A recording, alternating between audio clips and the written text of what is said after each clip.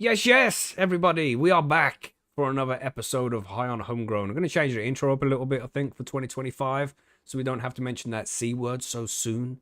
You know what I'm saying? That special C word that gets flagged on YouTube. So yeah, I don't know. That's how it's going to be for now. I haven't figured out what we're going to say, but that's what's going to happen. But yeah, I like welcome back, your new everybody. intro. Yeah, you like the Yeah, new that was intro? It's pretty good. professional. Do you think so? Red Proper. professional. Proper professional. Oh yeah, that's the longest time that we've taken off the show in the whole 4 years the show has been around.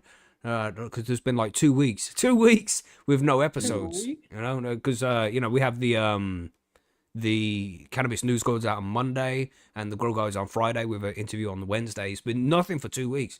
So yeah, we are back and we're back to a normal schedule. News on Mondays, interview on Wednesdays, and grow guys on Fridays. It's gonna be fun. It's good to be back. A nice break. Was kept very busy. But let's properly introduce ourselves, eh? I am Macky from the UK, and we also have Margaret. Margaret, you want to say hello? Hello, everyone. Margaret from Central Canada coming at you, and it's a very lovely wintry day today. You got snow, like 10 feet of snow now or something? Yeah, we got more snow because we had a white Christmas, and then it all melted and it went green, and then we have another beautiful blanket of snow again. Ooh, keeping it fresh. I like it. Yeah, yeah. Nice. And we also have as a debut appearance on the show today, we have John Colson. John, you want to introduce yourself so people know who you are? Hey everybody, I'm John Carlson, West Central Minnesota, and it's cold as crap here too. No snow Yeah. though. Like our snow basically melted like after Christmas, like yours did, Margaret, and it hasn't snowed since. Oh, really? Yeah, Well, But I now. kind of like Yeah. getting the snow back, actually. Nice. I would rather have the snow and less cold Yeah. though. I Yeah. don't know about that. I don't know about that. Oh, yeah. I hate snow so much. We had snow here yesterday. For like it's gone now. It kind of rained away, and you see these news articles all over the fucking internet. Like UK got shut down. Yeah. UK shut Yeah. down by torrential snow, and you see it's like an A4 piece of paper thick. It's like, what are you Yeah. on about? Torrential snow? I swear, just half a centimeter of snow, and the whole country's going fucking mad. The planes can't land. You know, It's like, what the fuck goes on, man? Jesus, it's terrible. But yeah, it's kind of gone now, so it's not so bad. We haven't had a harsh winter, but the worst of it usually comes up between January and February. So hold tight, everybody. Hold tight. It's gonna get cold. Yeah. But there we go. That's what are you smoking on? What we got? Let's see what you got smoking. What are you smoking on today, John? What you got? I'm smoking on my Ariza vaporizer, the Lemon Sky #1. Okay, nice. And that's one of your strains, isn't it? It's one you made yourself. Mm-hmm. Yeah. Beautiful. A few people ran that one in the comp. Nice, man. What you got, Margaret? You got something nice? I have edibles today, as per the usual, but I do have a little bit of hash that I'm gonna put in my packs because I got a little Oh. like concentrate oven for it. I'm not Okay. sure I really like it yet, like the oven itself for cleaning mostly. But Okay. otherwise, it works pretty good. Yeah, man. Nice. I've got my mighty with some SOS weed in it. You know, the same old shit. This weed been curing for like 4 months now or something. Damn. SOS weed is good weed though. Oh, yeah, still it's weed. good weed. That's right. Yeah, man. It's same old shit, but it's not shit, you know? It's good shit. Yeah, Mm-mm-mm. Right. that's the Yeah. grower's problem. It's just like, not the same thing again. No, not the But- same deliciously Got to change it up every beautiful once in a while. weed, Yeah. you know? Yeah, that's it. Got to change it up. But I got 4 different ones, and they all taste fucking good. Oh, there's just one that tastes so good, man. So fruity. And then there's another one which tastes so sweet. Spoiled for choice, man. That's the Oh, good thing God, about yeah. being a home grower, innit? You've got all these these options, man. Mhm. But yeah, so Happy New Year and all that to everybody. This is the first show back. January 5th is when we're recording the show. So yeah, I hope everybody had a good New Year and a good Christmas. And you know what the best thing about like the mid-January is? This is the longest time where we don't have to hear about Christmas now. It's nearly gone. There's still some Christmas lights out there somewhere, but for the next Yeah. 8 months or so, yeah, about Okay, 8 I months. will say Christmas lights on the exterior of a house is acceptable. Okay, I would agree there, Margaret. I would agree. Because Yeah, it's there's a still lot dark. of them up around Still here dark too. as Yeah. shit. Mm-hmm, Like at like 5 o'clock or whatever. The days are getting Yeah. longer, but however, your Christmas tree in your house, that's a whole other matter. Yeah. That's got to Mine come came down. Take it down, man. Get a January grip. 1st. What's wrong with you? Mine came down January 1st, even though I was sick, I was just like, this thing's coming down. Oh, you took yours down already. My missus took mine down today. Ooh, Yeah. So now everything's just I don't know, back to normal. It's kind of bland, isn't it? It's always the way when the Christmas decorations come down, regardless of how much I dislike Christmas. It's just when they go down, it just looks bland for a while. But it's good to have you it out have the some way. of those Halloween people that kick it off right away. They're already throwing stuff up. What, Halloween decorations? Yeah, people are nuts about Halloween. Wow. Yeah, Wow. they are. Yeah, There's always crazy. that one house. Yeah. There's always that one house. You Yeah. got to Yeah. tell the kids to stay away from that one. Goddamn. Yeah. But yeah, that's everything. I mean, is there anything else to add here? Not really. I mean, I'm sure we could go on and chat more shit because that's how we roll. Well, I think just a shout out there to Billy. People might be wondering where Billy is. Billy, he's been unwell since Christmas Day. He got ill, and he's still ill now, man. He's suspected that it might be the vid. Everybody, he's not very well at all. So, quick shout out to Billy there. He's got a sore throat and a bad chest, so he wanted to come and join us today, but he hasn't been able to, unfortunately. But he should be here next week. Hopefully, he's feeling much better by next week. But yeah, he got hit hard by some flu or COVID or something. So he's just resting as much as possible. So everybody send their love out to Billy and hope that he gets better for next week. Yeah, shout out to Billy. I don't know if he's in the chat or not. Hopefully he's resting. He's supposed to be resting, Yeah, I haven't seen him yet. Mary asks a random question there. Let's just answer this now while she's here. Question. If you are moving in about 60 days, would you do an auto or just shut down the tent? No, shut it down. Shut her down. Yeah. 60 days isn't enough time. You need at least 70. Not quite enough, eh? Yeah. Just shut it down. Don't worry about it, And then, especially if you're in an illegal place as well, if you're not allowed to grow, you don't need that stress on you, man. Just take it all down and put it back up when you've moved, And especially moving stressful anyway. Never mind with ganja. Fuck. Right. I mean, you don't want to be carrying a Christmas tree out to your car to move into your new place like that. That's no good. Yeah, man. And quickly before we even move on, I didn't even talk about these news stories here before. Just a quick summary of the news we've got to cover. We have 5 news articles to cover today, and a shitload of forum news because it's been a few weeks since we did a show last, and we got some forum news to catch up with too. But we have some study. A study reveals how cannabis triggers psychosis, and I know we've covered things like this many times. It just seems like it's a reoccurring news story, but more BS from certain people who have paid certain people to do a certain study that favors their objective. You know what I mean? Yeah. And we also have here, which this pops up every 6 months or so. So I wanted to cover this one again, just to make sure you're all on the ball. We have 10 ways to spot a cannabis farm in your neighborhood. Yeah, so we'll take a look at some of those so you know what they're looking for and you can try and stay under the radar. We have medical cannabis laws linked to increase in cannabis use disorder. Oh my God. We have something about Trump. Trump's mixed record on cannabis laws clouds the industry's future. People are unsure whether he's going to legalize, if he's not going to legalize, so they're not unsure about what's going to happen in the cannabis industry in the near future. I like to err on the side of caution and think he's a politician, so he's not going to legalize it, Right. And then if he does legalize, you're pleasantly surprised, right? You know what I'm saying? Yeah. And then the Congressional Cannabis Caucus. I don't know how to say that word. There you go. Caucus. There you go. Has new leaders as the push for federal reform continues into 2025. Yes, we're going to take a look at some of these new guys that are going to be getting into Congress and see if we can figure out the likelihood of whether cannabis will be legalized federally in the USA anytime soon. So yeah, they're the news stories we've got. Predictions. Is this like a predictions episode then? We're making Oh some no, predictions? I thought we could do Maybe. that, but we don't go back. You know what I mean? It's like we could have gone back to 2024's episode, the first one, and been like, let's see what we got right. And I don't think anybody guessed anything correct in 2024. That was a crazy year, man. Gosh. Yeah. It really was. The bingo card for 2025 is already shaping up pretty nice too. We're only 5 days in. Gosh. Hold tight, everybody. Hold tight. But let's go. Let's talk about some news. Let's do it.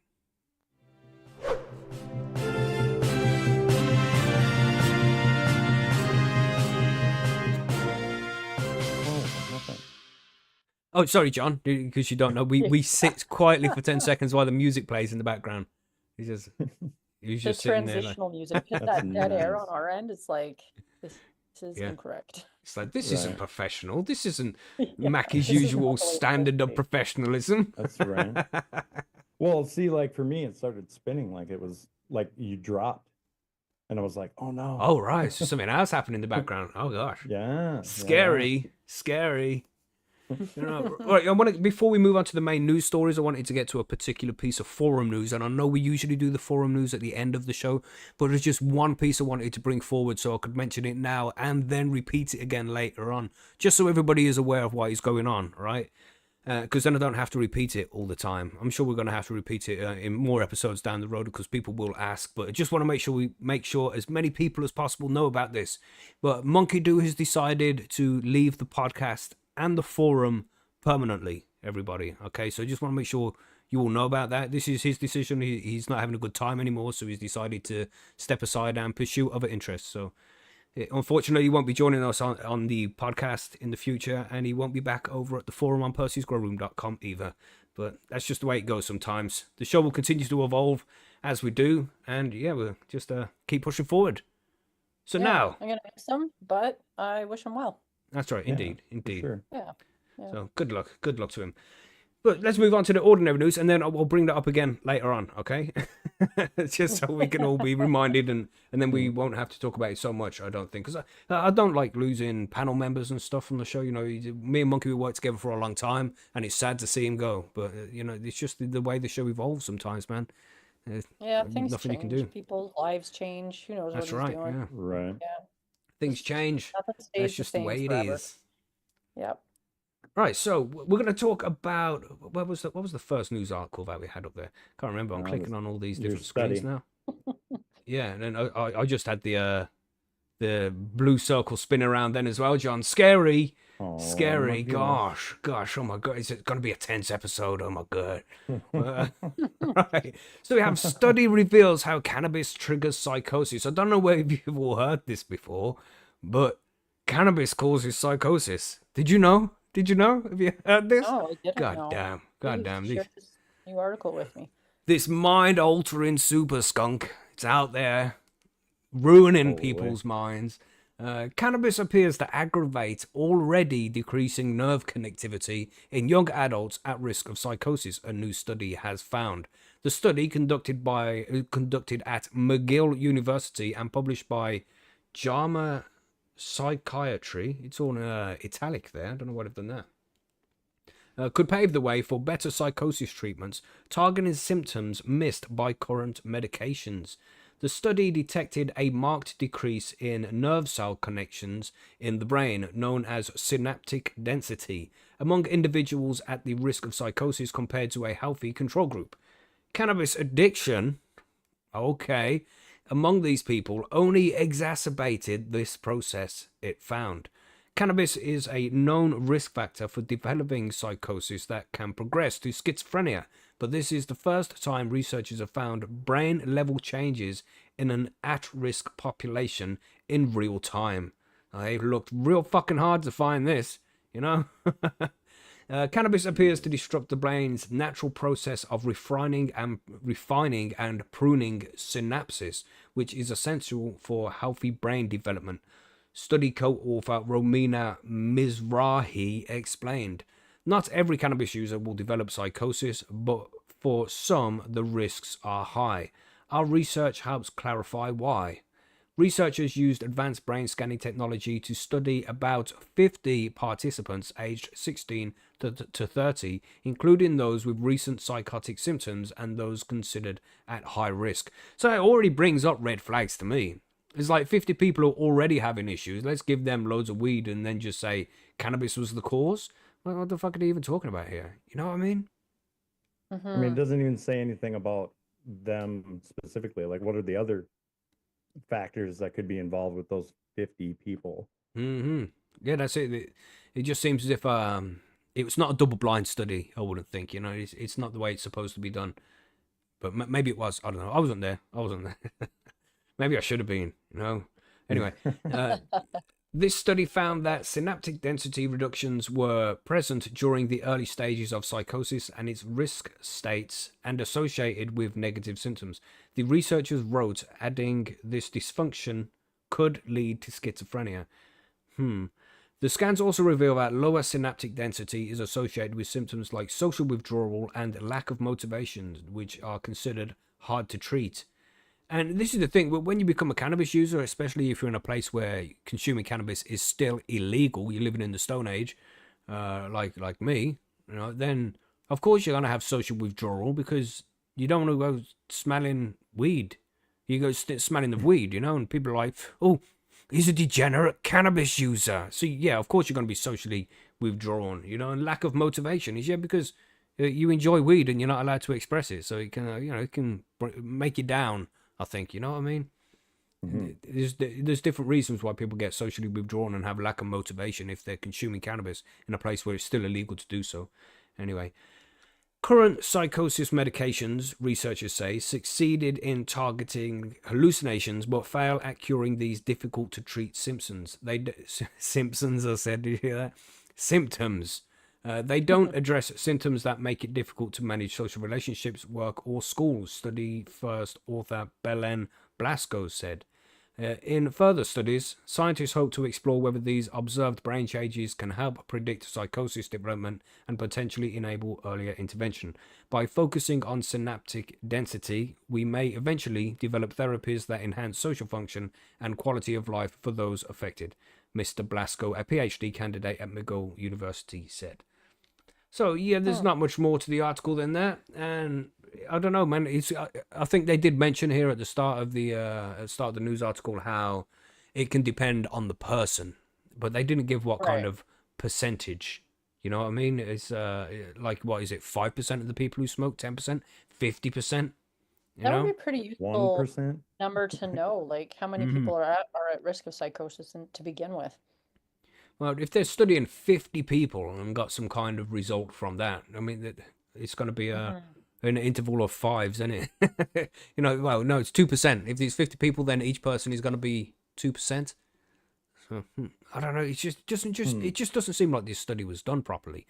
And it always gets me how they can do these studies trying to find the bad things that cannabis can allegedly do, but then still do zero studies on the good things it can do. Like, treating MS, epilepsy, Parkinson's, all these different things. We don't see studies about that shit.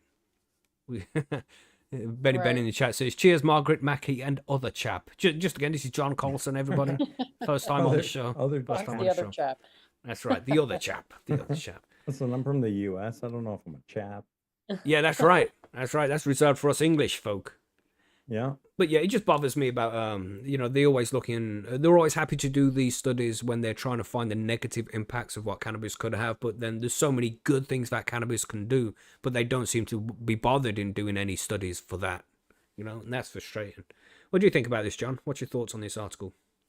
I mean, I feel like they just kind of do it like when, for instance, let's say when stuff gets political about it, right? And there's kind of like this good push for legalization, etc., that all of a sudden they'll come out with these articles like this or these studies and stuff,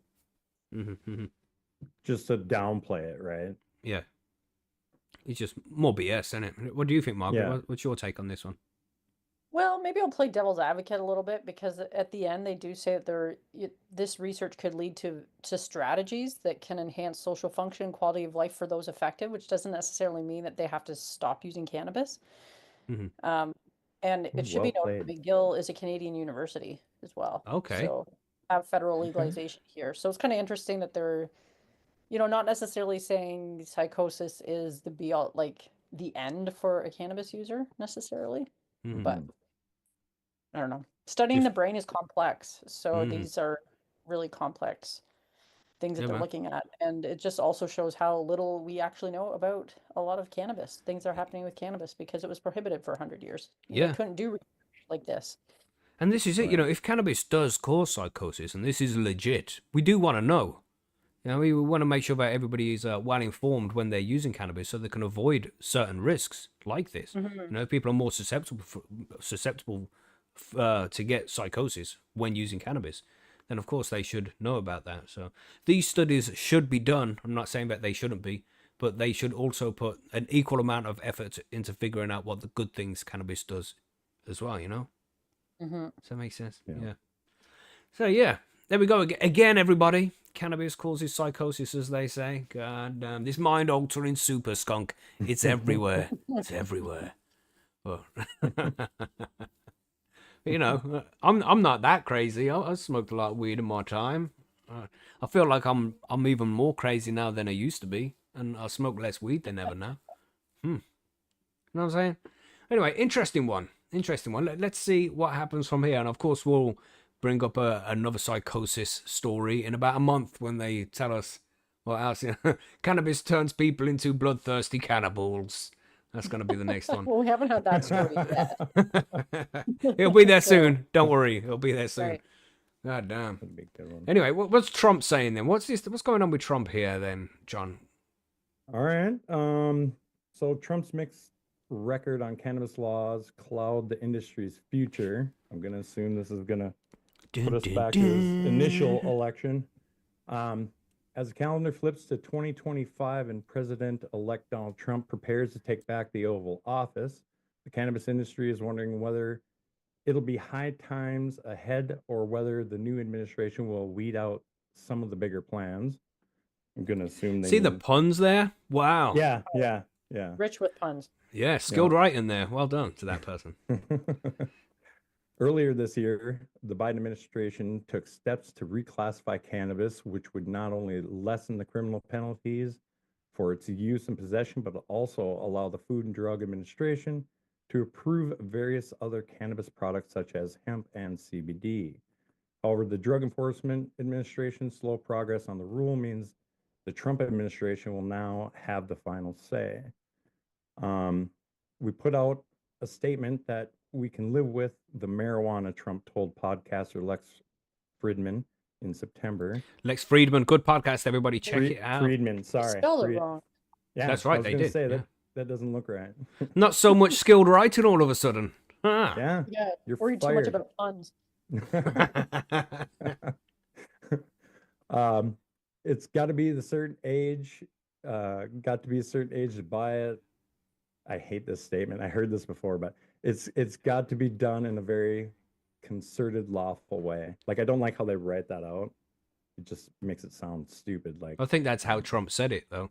I think it is Yeah, that's a too, but direct like, quote. yeah, they're totally. When you read it, it sounds so dumb. But it, I know. You gotta do it in the Trump voice. I think that's a thing. yeah, you're right. Come on, John. Let's hear your Trump impression, bro. Yeah, I got, Come on. I got nothing for that one at Oh, all. boo, boo. Go on, Margaret. Let's hear your Trump impression. I haven't heard you do that before. You know? Gotta be a certain age. That's as close as I'm gonna get. That was perfect. Oh. That was perfect. That was amazing. Amazing. Oh. All right, moving on. From his first administration until now, though the president-elect has had a mixed record on cannabis legalization, Trump's notable actions supporting cannabis. In 2018, Trump said he would probably support a bill to drop all federal marijuana and cannabis laws, leaving its regulation to the states. However, that bill didn't pass. The same year, he signed the annual farm bill. It included provisions that removed some cannabis products from the list of controlled substances for the first time. More recently, on campaign trail, Trump said he supported the Biden administration's reclassification of cannabis. Like, all that I like. That's all good stuff right there. But. But yeah, Always a right.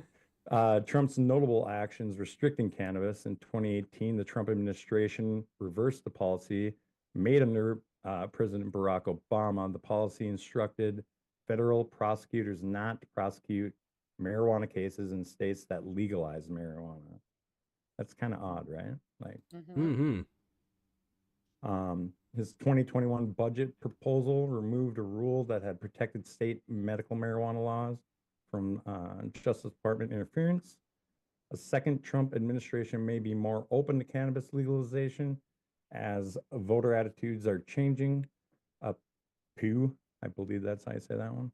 A Pew Research poll from the spring found more than half of Republicans under 50 support legalizing both medical and recreational marijuana. And but some of the most prominent opponents of loosening cannabis laws are Republicans on Capitol Hill, including incoming state majority leader Senator John Thune from South Dakota. So yeah, that's. There we go. Yeah, it's a I short guess one. it's more like a recap, right? Like. Yeah. It's like the season recap. You know, as you're watching the first episode of a new season, it's like previously on Lost. Right. So Right. yeah, I don't know, man. I just like to always err on the side of caution and He's just a little remember. all over the place, I think. Oh yeah, Yeah. flip flops all over the place, just like every other politician. Yeah, Yeah. everybody does it, you know. Mhm. Yeah. And So that's it's really hard to know which way he's going to go. It might depend a lot on, Yeah. like, I don't know, what people around him want him to do. Right. Yeah.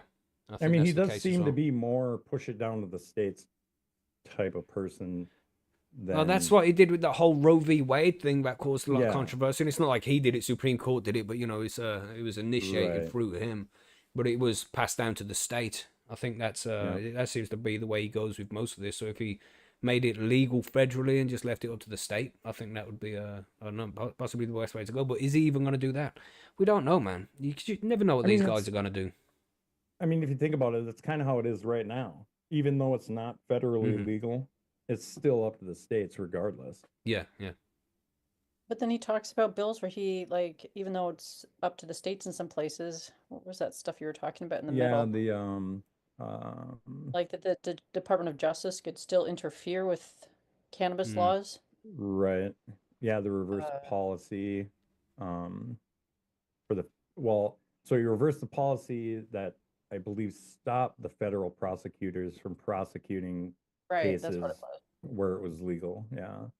Which is like, why would you fuck around with the I mean- states? I don't know. Federal I mean, legalization is the way to go. hmm But- yeah. As far as I see, I think he has been. I don't know, from my ignorant perspective over here in the UK, from what I can see from here, he seems to have been the most cannabis-friendly president in modern history. He's the one who made the Farm Bill a thing, which legalized hemp, so now people are allowed to get seeds and all this shit. He didn't go as far as necessary, you know. It needs to be fully legalized and shit. But at least to make some steps forward. And then we had the most Right. recent administration that were like, oh yeah, we're gonna legalize, we're gonna expunge all these convictions, and we're gonna do this and we're gonna do that, and nothing was done. They just fed bullshit to everybody. I remember when they said, "Oh, we're gonna anybody who's in prison for federal possession of cannabis is gonna be released." And it was like 3 people or something. It was just Yeah. a load of bullshit. And this is the way it goes with no matter what party it is, no matter what president it is. They're all just full of shit anyway. They do what's best for them and their supporters, you know what I mean, for their Right, donors. So we'll see Right, what happens, yeah, man. That's a good. Yeah. A good point. Well, you just got to look at it like that. Just if everybody can just get into their minds like, oh, they're not going to do it, and then if they do legalize, then it's a massive bonus, man. And you're going to be, oh no way, they fucking actually did it. But if you're just assuming that they're not going to, then you're not going to be massively disappointed, are you? You know, I think that's how I err. But maybe it's going to happen at some point, and either this administration or the next one. Surely at some point, federal legalization of cannabis is coming. Surely, but you say that. It's gotta. I mean, half the states. Well, what are we? 24 now in the U.S. that are recreational. Yeah, 23, 24 for recreational. Yeah, Yeah. even more for medical. More than 50% of the U.S. Yeah. population is legal recreationally because Yeah. California's huge. You know. Yeah. Mhm. Yeah. They've been doing some crazy stuff too. I've seen a couple stories about Mm. some of the shit they're doing. Yeah, not heading in the right direction. They seem to be going backwards as well. Things Yeah. change, don't it?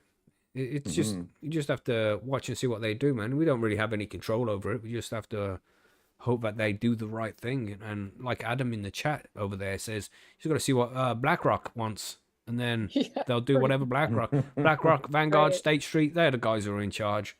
They'll make the Oh. decisions. Mm-hmm. Yeah, somebody had asked. Oh, Pagan asked if Musk was pro weed. Yeah, he's pro weed.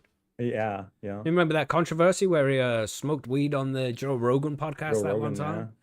Yeah, Yeah, but his that was stocks went down yeah, that after was that. but that was the plan. You know, he's a smart Right. guy. You know, it's like I'll smoke weed on Joe Rogan, stocks will fall, then I'll buy up a shitload of my own stocks Yeah. for a much cheap. You know, it's a discount price, man.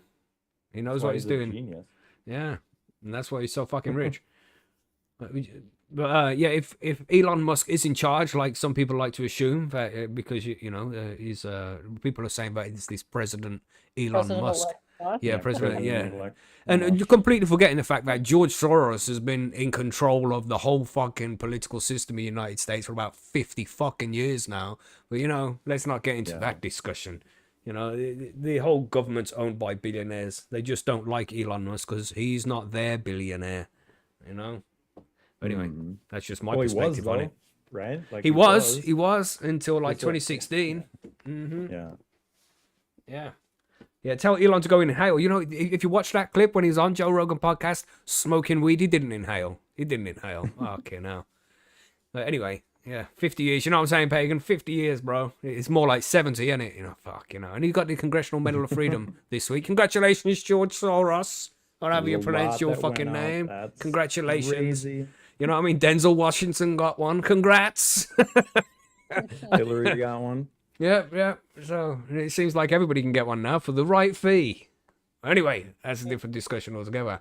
Let's talk about some medical cannabis laws linked to increasing cannabis use disorder. What's going on here, Margaret? It sounds like some terrible news. It could be. Let's find out together. This is from Neurology Advisor.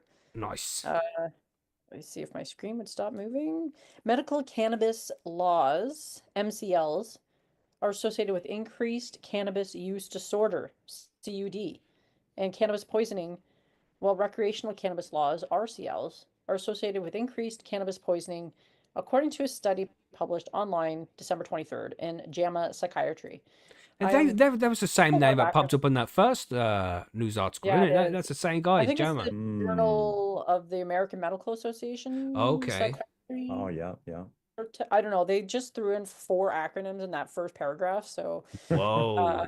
buckle up, people. It's gonna be one of those. I'm just waiting for this next name pronunciation challenge. Let's I go. saw that earlier. Let's So we go. have Jayani Jayawardena, PhD from the College Wow. of Public Health at the University of Kentucky in Lexington. Apologies for mispronouncing. Oh, no, that was perfect. That was. I think that was There we go. correct. Well, if you say it fast enough, they I was clapping.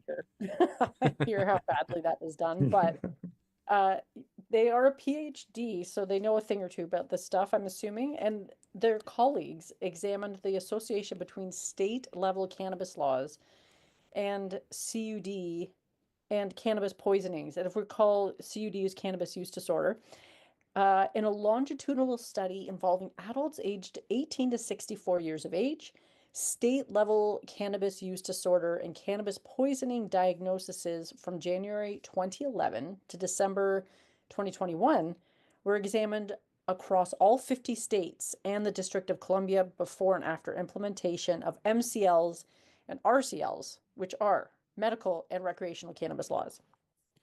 The study included 110,000. Oh no, sorry, that's 110 million. 110 Wow. Wow, that was a pretty comprehensive study. Over 110 million enrollees. The researchers observed significant increases in cannabis use disorder and cannabis poisoning in association with MCLs, so medical cannabis laws, by 31.09 and 0.76 diagnoses per 100,000 enrollees per quarter, respectively. In states versus without RCLs, recreational cannabis laws, were associated with a significant increase in cannabis poisoning by 0.34 per 100,000 enrollees per quarter. Did they specify what cannabis poisoning is? No, it doesn't seem to. There is no significant association seen for opening medical cannabis dispensary or for allowing home cultivation of medical cannabis. Compared with males and other age groups, female enrollees and those aged 35 to 44 years had higher relative increases in cannabis use disorder associated with MCLs, the medical cannabis laws. These increases may burden healthcare systems, emphasizing the need to couple cannabis laws with effective policy interventions and treatments for patients experiencing adverse health effects of cannabis, the authors write. And that is Right. the article, which was clear as mud, but Made perfect sense. Absolutely. Yeah, 100%. So I think the only way forward is to just make cannabis all illegal again. That seems to be the way forward, right? no, I don't think that's it. I think that's not the takeaway. That is definitely not the takeaway. I think the takeaway here is that along with the opening up of medical cannabis laws and recreational cannabis laws, it's important to have appropriate education about, I don't know, using cannabis appropriately or whatever. Make sure your bud tenders are educated and they know what they're talking about. Yeah. Keep doing research. And it seems like small numbers. I don't know. Are they small numbers? I'd like to see what these numbers are like in comparison to other things. You know, like prescribed painkillers, you know, SSRIs for those low Right. alcohol use. Because we're saying in association with MCLs by 31.09 and is that 0. like percent or like what is that number? Yeah, what does that even mean? Maybe that's like 31.09 people over 100,000 enrollees per quarter. I don't know. You see, the numbers just don't fucking make any sense. So That's not a lot then. yeah. Well, like even in there, didn't it make it sound like, so it said the what, 110 million or whatever? Didn't it later down the way, didn't it make it sound like they were doing it like on a quarterly or something? So like were the same people enrolling every quarter and they just kept adding that number, or Good question. or was it actually 110 million individual people? Yeah, it's very unclear, and we need to have Gianni on the show to explain his research, I think. Yeah, because right. That would it's- be a good idea. At least to be able to pronounce his name right, though, right? Yeah. That's right. Can you clarify? Can you break it down phonetically for us, please? Yeah. Do you got Yeah. a whiteboard you can write this out? Put Yeah. little dashes. Yeah, I think that's a good question because 110 million people, that's like a third of the US population, man. It's like Yeah, that's 330 crazy, million. man. It's a lot of people. So I reckon there would have been like people who have been called up numerous times, and it's over 10 years as well. So Right. yeah, it's a they good say question. They observed significant increases. So is this an observational study? Like how were people self-reporting? Did they have questionnaires they filled out? Like I don't know how they actually did this study. As Right. usual, we're reading about one of these studies to do with medical cannabis and its dangers, and we can just already just pick holes in it. Be like, hold on, what about this? What about this? What about this? You'd assume that these guys who are professionals at doing studies would, you know, get all this shit properly laid out so we can understand it, so they can explain it to the layman. You know, but Right. of But then course there's also issues. Cannabis use disorder and cannabis poisonings, is that because people are also self-reporting more openly because in a 10-year span, states have legalized? I would agree with that. Yeah. Right.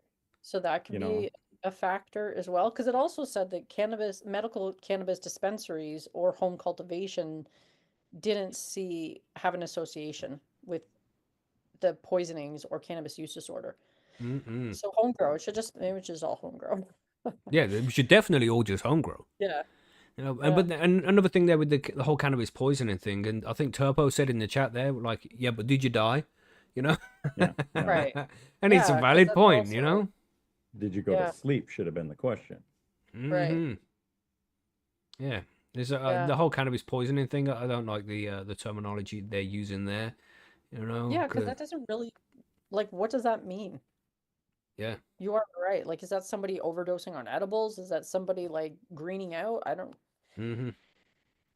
I don't know what a Like cannabis. at most, I'd give it greening out, but Right. you know, But is that considered a poisoning? Most of the time when you green out, in my experience, you don't throw up.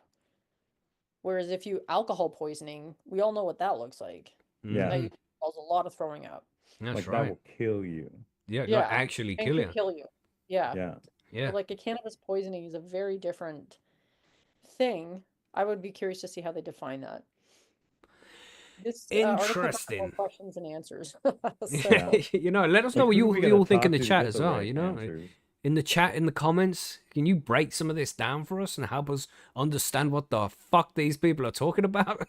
I think you should ask ChatGPT. Oh What no, is cannabis poisoning? ChatGPT can be a bit biased, you know. You wouldn't think it to tell the truth all the time. You can be really skeptical of that guy. He can pretend like he's your friend, but he can be full of shit too. No offense, ChatGPT. No offense, just saying. If you're listening. Oh, Great. if. Of course he's listening. Right. He's Now always my shopping listening. list is going to be wrong. You said that.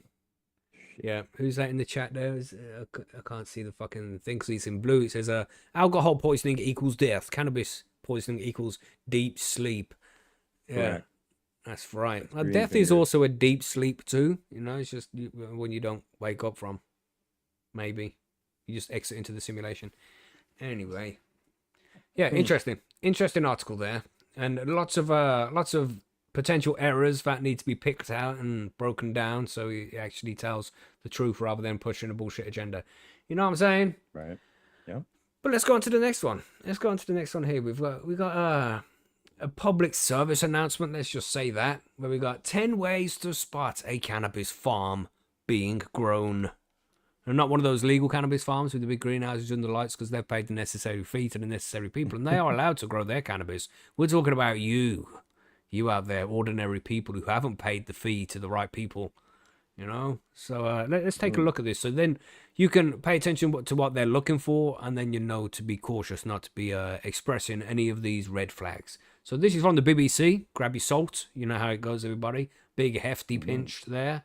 10 ways to spot a cannabis farm being grown. Cannabis plants worth hundreds of thousands of pounds have been seized in the east of England over the past year. And check out the numbers in this article as well. This is crazy. One senior police officer in the region said he wanted to debunk the narrative that cannabis was harmless. Data published in January showed more than 500,000 cannabis plants were discovered in England and Wales in 2022 to 2023. That's a genocide, in my opinion. That is. 500,000 plants? Damn. Just think of how much carbon footprint was reduced by all those plants being grown. Just saying. Cannabis have released a police have released a checklist to tell of the telltale signs a cannabis farm is being grown. So cannabis farm signs, this is the heading here. Curtains and windows closed and drawn even in hot weather. But if it's really hot, you're supposed to leave your curtains closed anyway, just stop the sun getting in and making the room really hot, right? That's what I was thinking when I saw that one. I don't think that's a sign at all. I think that's just someone trying to not melt. You know what I mean? Right. Or maybe you got nosy Especially over bastard there. neighbours that keep looking through your fucking windows so you leave the curtains closed. You know what I mean? Yeah. Yeah. This isn't really a fucking... so we'll ignore number one, okay? Good start. Yeah. Yeah. Skip that one. Strange comings and goings from the address with vehicles attending late at night. What do you mean? Yeah. Is it a brothel maybe? You know, exactly. Could be somebody who just likes to order a lot of takeout. You know what Yeah. I mean? What if it's Maybe they order DoorDash? Chinese food because you eat Chinese food and 20 minutes later you're hungry again for more Chinese food. Mhm. You know what I'm saying? Deliveroo, Amazon, sometimes they show up late. Number two seems a little bit like bullshit as well. Next, smells coming from the address that could indicate cannabis is being grown. What smell is that? Hard to get that one. You know? What Yeah, if okay. I mean, I'm if a it stinks like skunk weed, it farmer? probably is weed. And if you know the smell, if you know the smell of growing cannabis, it's pretty fucking obvious, you know. But this is, two of these here already. One of them strange comings and goings from the address with vehicles attending late at night. That's if you're selling weed. That's breaking rule number 2, right? Don't tell, don't sell, cover the smell. That's the 3 rules for growing cannabis safely. So that's rule number 2 broken. And then the third one there, smells coming from the address that could indicate cannabis is being grown. Again, breaking rule number 3. So you've already got these covered. If you follow in the rules, you should already have those covered.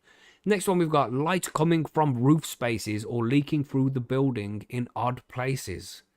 What does that look like? There's cracks in the wall or something? What the fuck is that even supposed to mean? You What if know? I'm an up and coming DJ and I'm just practicing in my yard? You know what I mean? Mm-hmm. What if you got like a sunbed and you just like laying on the Ooh. sunbed? You know what I'm saying? Yeah. Yeah. You got an at-home tanning bed? Well, doesn't everybody have one of those? Oh yeah. No, but hey, I don't know what it's like in the UK. Yeah, it's cold. I'll tell you that. It's cold. Right. Dreary. Yeah, so and be careful of that one as well, of course, everybody. I mean, if you've got these powerful lights running, LEDs, HPS, you know, especially if it's a blurple light, and if it's HPS, it's going to be glowing orange. So it does, you know, it does cause a bit of caution. So make sure that you do have blackout curtains up and shit like that to make sure that no light is leaking out. When shit is set up and the lights are on and stuff, you know, go outside, have a look. Don't be too dodgy about it. You know, pop to the shop and come back, and on the way back, take note, see if there's any light leaks, and if there are, get them covered, because they are looking out for random strange lights just glowing through your windows there, so be careful of that. Next, sound of fans constantly running in the address. This is a difficult one to overcome because, you know, sounds of fans is a pretty obvious one, especially if you're running a big extractor, then you're running a couple of fans inside the tents as well. That vibration that's caused by them fans, that can be a problem. But it's easily dealt with. How many do you have to hear it from outside, really, though? Well, it depends how thin the walls are, doesn't it? Yeah. And to hear it from outside, it's not going to be likely, is it? Especially if there's like the sound of the traffic going past as well. It's not going to be likely, you know. And I don't know, if you got aircon running as well, then people would just see that as aircon, maybe. I don't know. I wouldn't see it as a cannabis fan. Just because you can hear fans, it doesn't necessarily mean that, you know, you're growing cannabis. You know what I mean? Right. Next one, which has already been pointed out in chat there, cables running to and from lampposts nearby. Jesus. That's so ridiculous. Do people actually still do that? I don't think so. Well, maybe they do. I don't know. These old Bill, they're going to know better. They see these grows. Fuck, I don't know if you guys have seen Trailer Park Boys, but it's just very Trailer Park Boy-esque. When you have the cables running to a nearby lamp post. You know what I mean? And random sparks just flying from it, you know?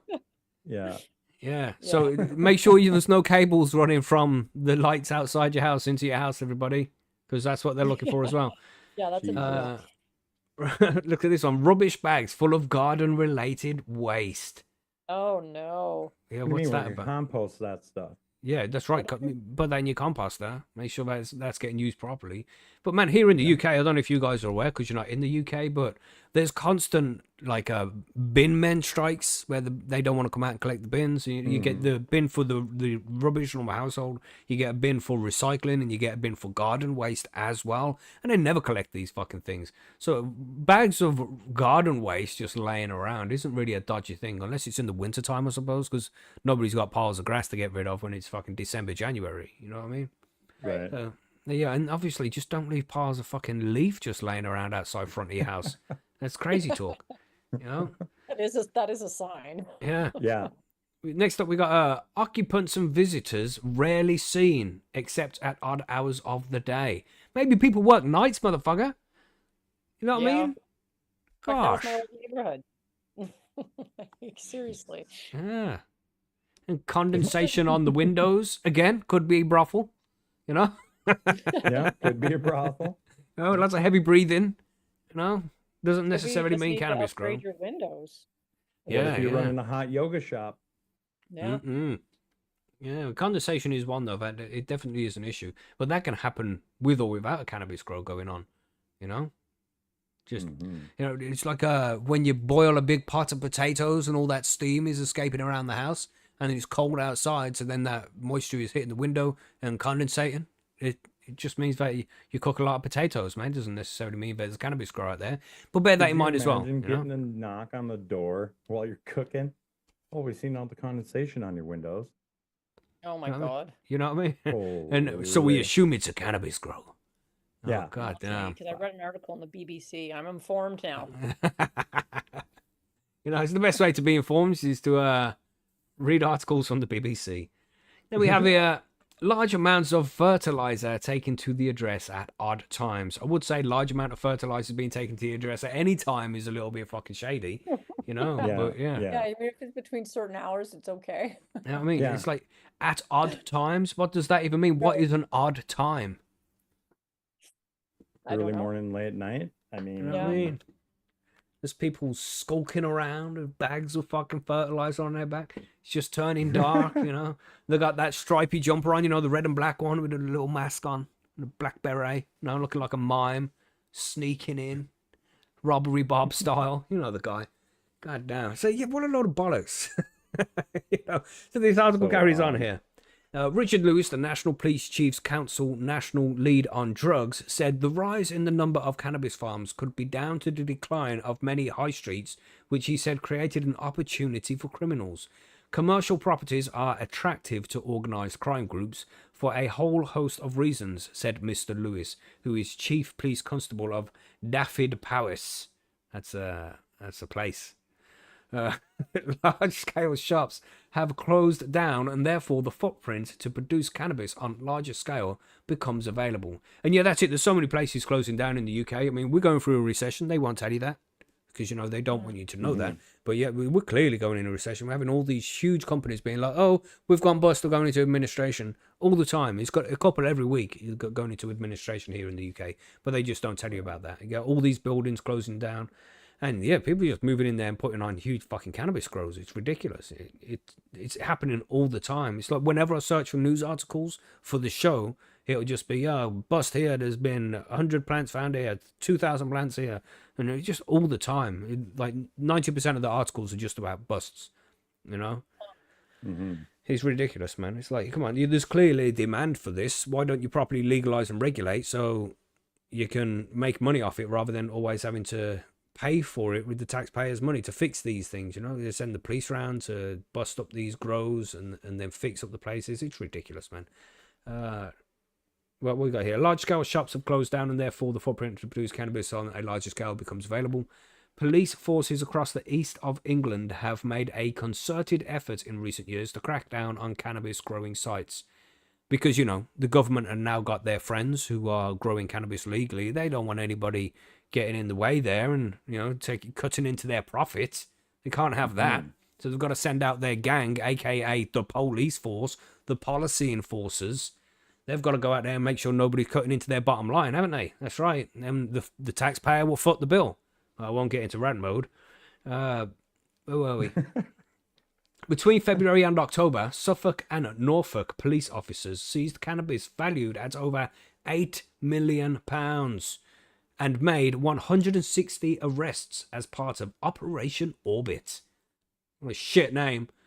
More recently, Gianni Murita, 37, was jailed for 10 months after 158 cannabis plants and a large sum of cash were found at an address in Anne Beaumont Way in Hadley, Suffolk.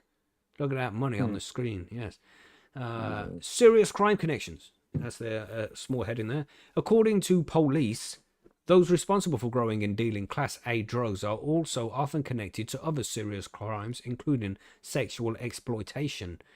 In January, before Operation Orbit was launched, a cannabis factory was found in an abandoned building on Arcade Street in Ipswich town centre.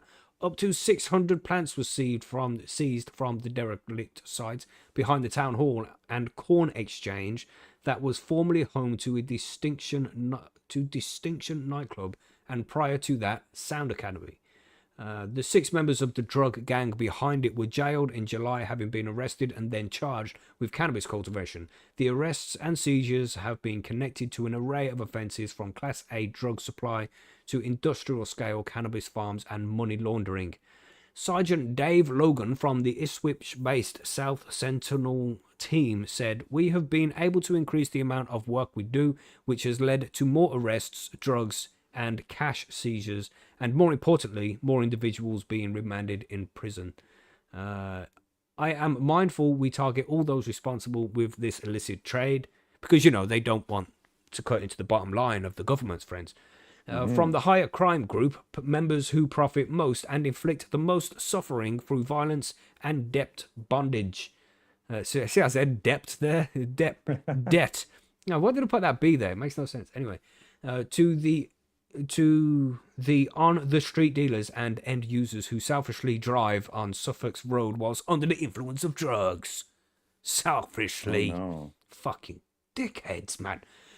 In November, Carolis Caponis, 31, was found hiding under loft insulation in a house on Mount Batten Way, Peterborough, admitted producing cannabis. Officers found 84 plants with a street value of up to £70,000 during the raid. In Cambridgeshire, a cannabis farm packed with plants believed to be worth more than £700,000 was found by police following a tip-off.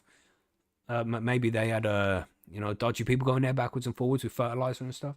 Officers Yeah, discovered the condensation. drugs factory spread across 3 rooms at a terrace house in Judson Court, Huntington, in Cambridgeshire on November the 1st. In Essex, meanwhile, plants with an estimated street value of 250,000 were uncovered at the Foundry Industrial Estate in Hockley, near Southend.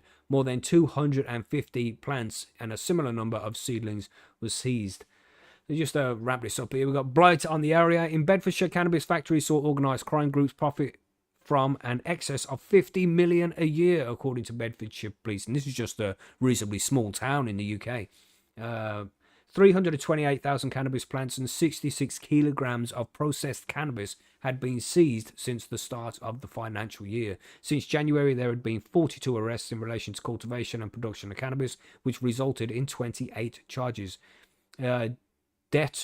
Deputy Chief Superintendent Duncan, maybe that is, Duncan Young said, "We often come up against the narrative that cannabis is harmless, but it is important we expose what sits behind the cultivation and selling of these legal drugs. Homes of vulnerable people are overtaken. This is an exploitation practice known as cuckooing.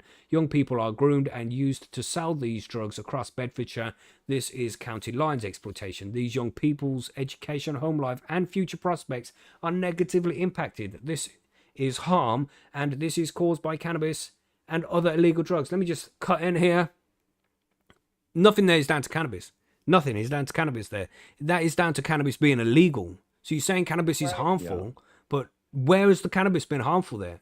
That what's been harmful is being caught in the act of growing or supplying cannabis to somebody. That's not cannabis causing harm. That's the fact that we have archaic laws for cannabis in the UK. That's what's causing these problems. They're absolutely fucking ridiculous. How can he be so naive? Anyway. All that would be gone if it was legal. Like all Absolutely. that problem. You know, and all this 50 million flowing into the hands of to drug gangs, that wouldn't be happening. Right. You know? But cannabis is the fucking problem here. No stupid fucking ignorant police officers who do nothing about these ridiculous laws. That's the fucking problem. These people need to go and report to their MPs and shit. I mean, the police are just doing their jobs and they're being told what to do by the MPs essentially. But they need to go there and say, yo, this is bullshit.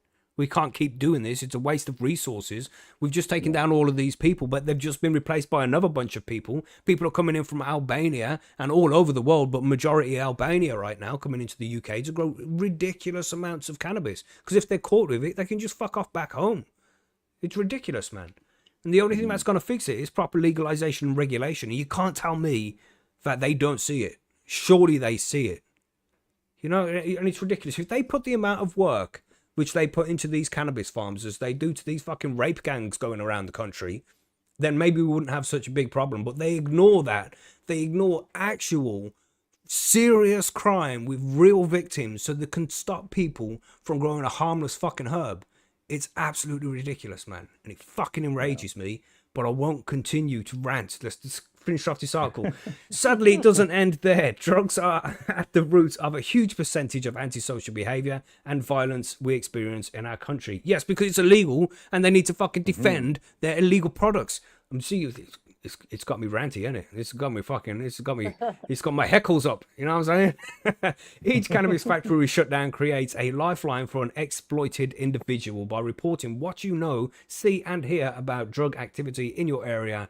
We know where and when to strike next. You know where and when to strike next? Fucking Houses of Parliament, you useless bastards. Go change the laws. That will fix everything.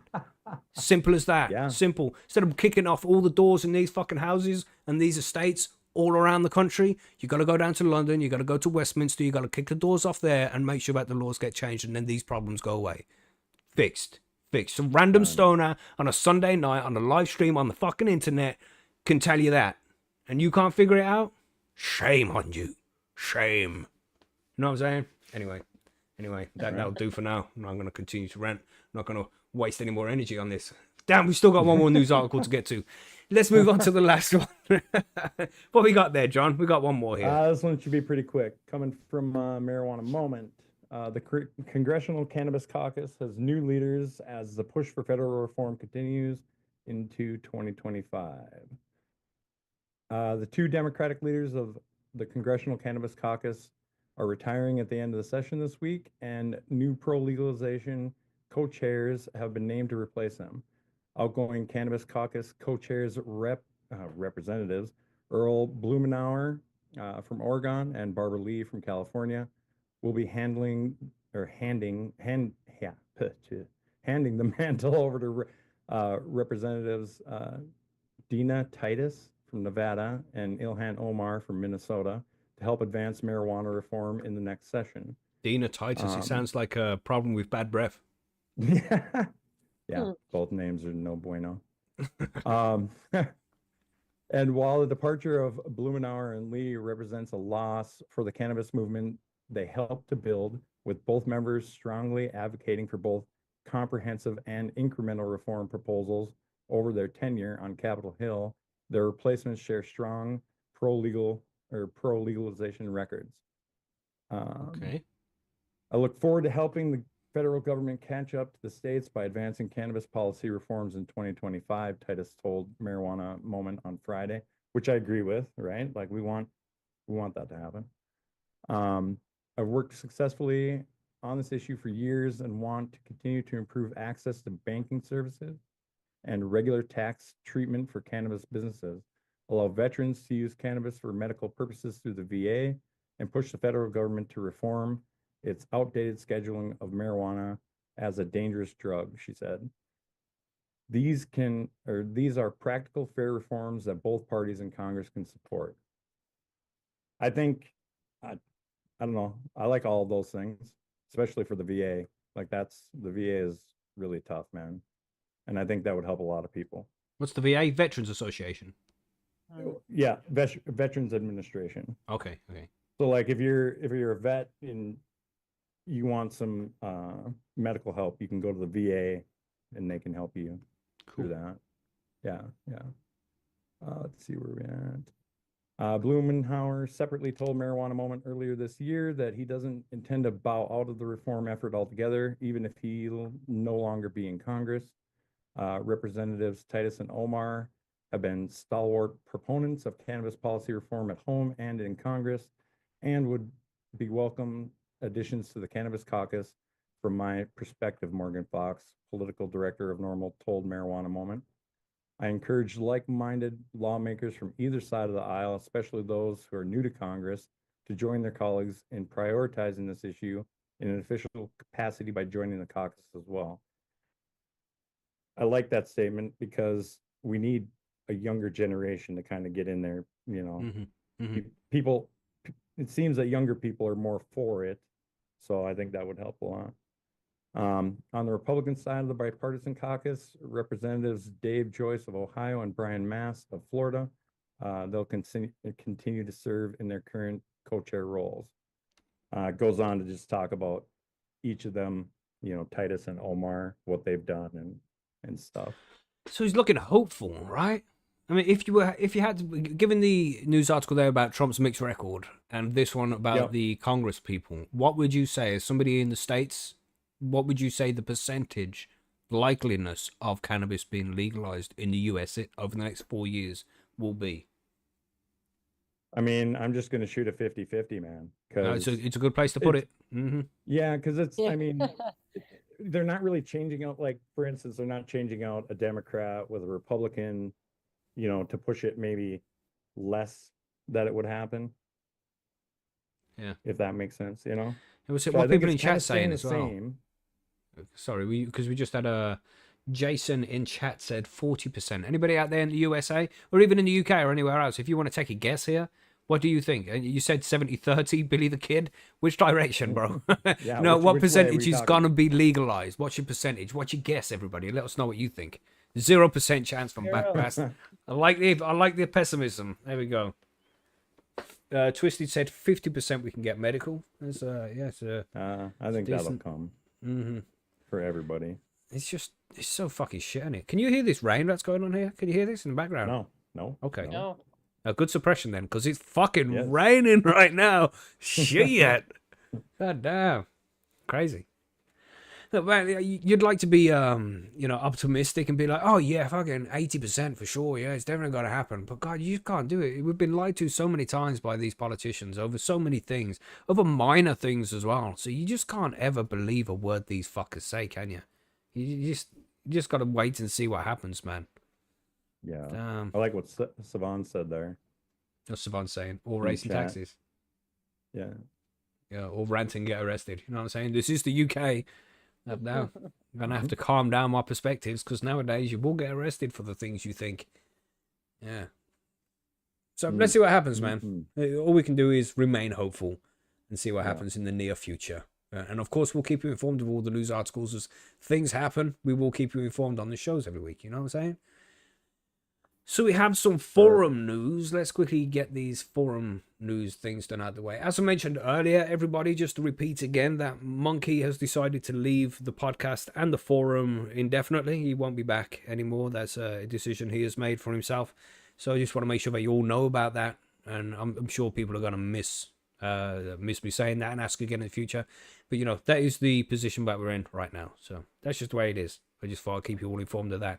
With 2025, we're going to have some changes to Plant of the Month. Usually, we would have Plant of the Month where you can enter your plant that you've grown into a competition over at Percy'sGrowroom.com. And then there is a poll for the next couple of weeks in the next month. So let's say, for example, you enter your plant in January and then all the entries get put together. And then in February, for the first couple of weeks of February, there's a poll, a winner is chosen, and then you get some bling and you win some beans. And yeah, still no Monkey 2 weeks. Yeah, we still do the 2 weeks thing. That's a high and homegrown thing. It's not necessarily just a Monkey thing, Pagan.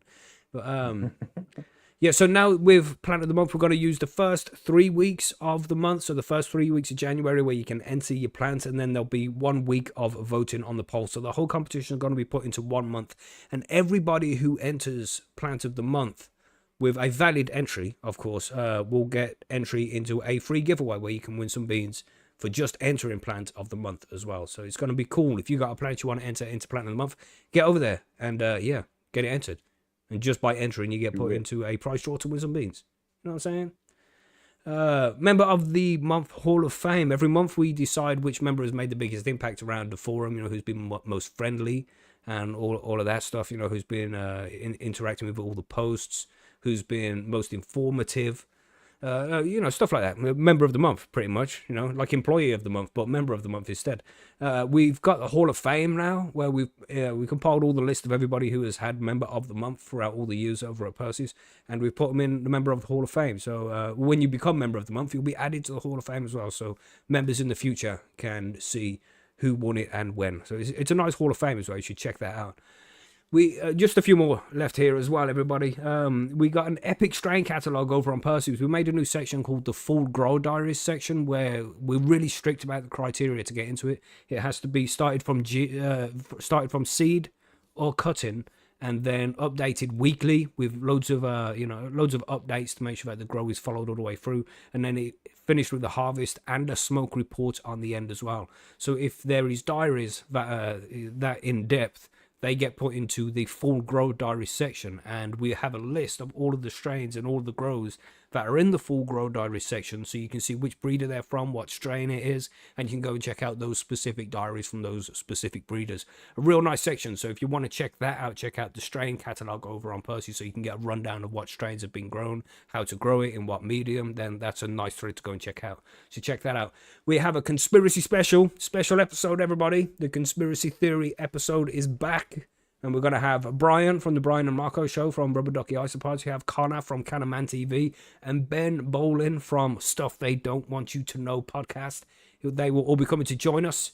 And that's going to be on the 11th of January. So that's Saturday this week. So if you are into conspiracy theories and stuff like that, come and join us live. Usual show time. Yeah, it's going to be... People are already very excited about the conspiracy stream. They love this. They love the conspiracy show.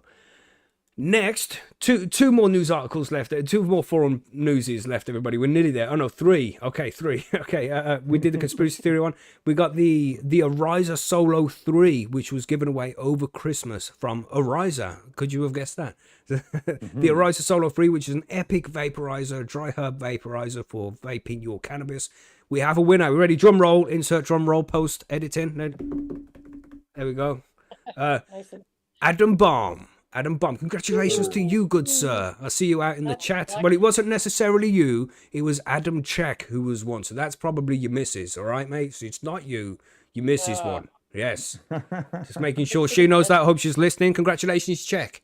It was actually you. Nice. All right. So yeah, drop me a message over at Percy's with the information for for shipping details and things like that, and I'll drop it over to Ariza, and that will be sent out to you this week. We have loads of competition over Christmas over on Percy's as well, and we've got one more to cover here. We got from Inkbird. Inkbird became a sponsor recently. They did a competition over Christmas, giving away a couple of prizes. Where Lousy Tourist, he won an Inkbird Wi-Fi 6-inch inline duct fan. Very, very nice prize, man. And this is nice too, yeah. Oh yeah, it looks like a nice piece of kit, doesn't it? And this is going to monitor the temperature and the humidity in his grow room and alter itself accordingly to make sure that the levels stay in check. Very nice piece of kit. But as well as that, they also gave away an Inkbird ITC 308 thermostat temperature controller with IHC 200 humidity controller hygrostat. Sounds complex, right? Proper quality piece of kit. And that went out to Green Fingers. So congratulations to Green Fingers, congratulations to Lousy Tourist, and congratulations to Adam Balm for winning those epic competitions. We've got one more competition, the Christmas Avatar one, which is coming to an end soon, which was sponsored by Ali Bongo, and you're going to be able to win a nice bong over there, a special bong. So yeah, loads of things going on over at Percy's. If you are not a member of Percy'sGrowroom.com already, and you haven't taken part in these competitions, why the fuck not? Get over there, sign up, it's all free, it's a nice place. Get over there, join the community, man, and we'd love to have you over there. Congratulations, everybody. But with that, that's the news. Let's go into the smoke break and do them spins for the fucking competitions. We've got them now. Gosh, so much going on. Okay. Right, let's do these. I need a different window. You can see we've got the alien race on there. But first off, we'll do the Wheel of Names. The Wheel of Names was done for the known users only giveaway. This is for just known users. We had Grumpus, Cookie Grow, Josh82, Morgasmo, Clock End Haze, and Cannabro to win something in this one. Let's just get it done. We'll spin it. There you go. Wheel spinning. You can see it on the screen. Silence. Waiting patiently. Waiting patiently. It's Morgasmo. Congratulations, Morgasmo. I'm not really sure what you won because Topo's running this one. I think it was some beans and stuff, beans and stickers and things like that. So yeah, you'll be able to find out over on the forum what you won. Next, we have heads or tails for the respected users. I think this one was for, and we had people picked heads, we had people picked tails. So let's just flip the coin and see who won, the heads or the tails side. Let's go. Coin's being flipped. And it's tails. So those who picked tails go through to the next round. Yes. Yet again, this is run by Terpopotamus. So he will know who has picked tails and when the next flip is going to be. You'll find out more information about that over on Percy'sGrowroom.com. One more, we have the alien race. How long are we setting this for? 1 minute? 1 minute's enough, right? Do it. I think so. I'm going to do 1 minute. Set. Oh, we'll see who's on the list of names here. Billy Bonds, Savons, Artman, Filmy Bowl, South City, Backblast, and Firetop. These are all, I think, veteran members of the forum. This is just specifically for the veterans and the moderators. So let's go. This is going to be a 1 minute race, alien race, as they requested. Let's go. Good luck, everybody. Turn that fucking music off. Jesus. We don't hear it. Ooh, Billy Bonds in the lead. I thought you was ill. How you running like that when you're ill? Fuck. This alien. Gosh. Yeah. Oh, yeah, very true. He's an alien, yeah. He breathes through his ass, you know? There you go. Right. Maybe really what he's been doing has been training, see? Oh, maybe that's what it is, yeah. He's in the lead again. Look, Savons is taking the lead now. Look, we've already got 30 seconds left, everybody.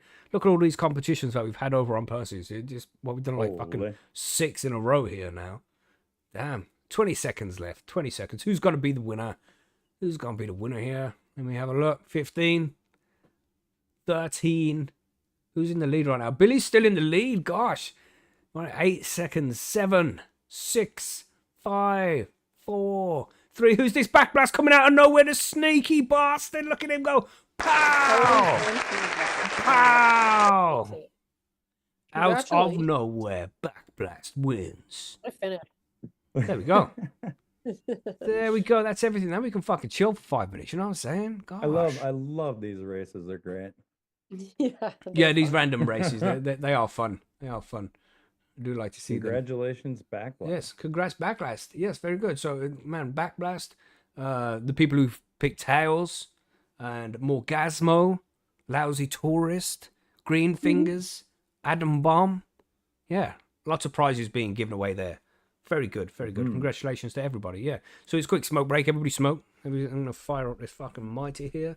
Have a quick hit of that tasty shit. Turn that riser back on. What everybody else saying? What you got in the chat there, man? What you all smoking on?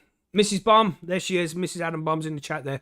Don't let him fucking pike you up your thing. That's your vape, you know. That's why she's showing up. She's just like, I'm here. You know what I mean? That's my shit. That's my shit. Yes, very nice. Yeah, lots of good winners. And we'll be doing more like this as well.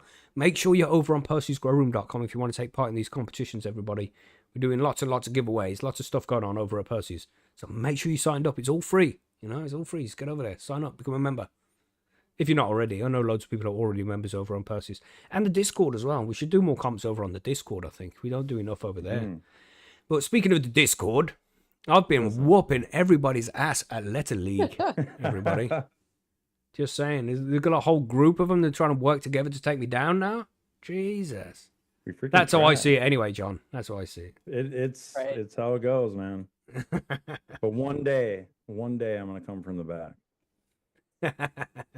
Good job, Billion here. I'll be like, yeah, what do you say, John? What do you say, John? Mrs. Bomb in the chat, she's like, it's mine? Woot, woot. You know, because Adam's like, oh, yeah, I won that vape, you know. I won that vape. Yeah. It's just like, oh, did you? So lucky. She's popped on to see. Found out it's hers instead. She was cooking. Oh, my gosh. Adam Bomb. Adam Bomb. Taking advantage like that. Jesus, bro. Jesus. Yeah, man, I'm going to hit this fucking... this weed smells delicious. Mine's pretty damn tasty. Not going to lie. What have you got, Margaret? What do you have? I had a little bit of hash, but I haven't been smoking too much of it because I ate some edibles. Yeah, and hash is harsh too, isn't it? It's like hit hard, man. Yeah. Yeah, I can. I like hash though. Yeah. So do I. I just can't handle it. That's my problem. I'm a lightweight. Yeah, that's the big me dogs too. for that. Me too. Like, Jesus. Oh, I don't had need an edible much. the other day, and it was 5 hours later when it hit me. Damn. Oh God, dude, I was messed right up. I just was like, No. I thought I was having a good day. I was just kind of riding, and then like 5 hours later, I'm like, whoa. You know, like an hour's passed, and he's like, "Oh, this has been a nice mild hit from this edible." Yeah. Nothing. And I've learned I gotta start eating before the edibles. Every time I don't eat, they just hammer me like hours later. That's so interesting. It was 5 hours. Yeah. Yeah. Yeah, because your whole day could be completely different 5 hours Yep. later. Yeah. Which sounds like And that it might was. happen. Damn. That's crazy, It man. was a good time, but Cookie Grow says, I don't need a team, referring to Letter League over there. No, he gets very lucky with some of the words he gets as Cookie Grow. He's a proper sleeky bastard. And everybody's out there, sleeky? What does sleeky mean? Nobody knows. But it's one of these words Cookie Grow just pulled out of his fucking arse. It was allegedly a word. But then you check for the definition on the thing and it's like missing definition. In other words, it's not fucking word, Cookie Grow. God damn. As you can tell, a little bit sore about that still. You know what I'm saying? One Sleeky. game. One game. Hey, what can I say, man? I've got issues. What? It was a good game, though. And that's if anybody's on Discord and they enjoy playing games like that, or enjoy just fucking random banter, because we do have some good times. We chat some shit and take the piss out of each other quite a bit. If you're weak in that, then it's best not to join, because you might end up with some mental health issues that you don't need. So it's better just avoid. Yes, we can be hard. I mean, we go on a Grumpus, man. We take the piss out of Grumpus. Like, Grumpus, you're always true to your character, bro. You're always grumpy, Yeah. And that's just being light on him, Yeah. Good funny. I don't think he's in chat today, is he? I seen him earlier on. He is out there somewhere. Did you? Yeah, I thought I saw him before, but that was a while ago, I think. Yeah, it was one of the first comments in the chat earlier on. But that was ages right. ago. It seems like ages ago. But yeah, man. So, did we get drinks and everything? We got everything we need? Oh yeah. Yeah. We're ready to talk about some extracts and concentrates? Yes. Get after it. Let's do it then, everybody. Hit that like button if you haven't done that already. That would be appreciated, everybody. And yeah, let's do it. Let's do it. How many missing definitions have you had? And we're not talking about me, Cookie Grow. We're not talking about me here. We're talking about you right now. You know, let's not try and replace the blame somewhere else, Cookie Grow. We're talking about you, okay? Gosh, don't know why you have to be like that. Let's go to the Grow Guides.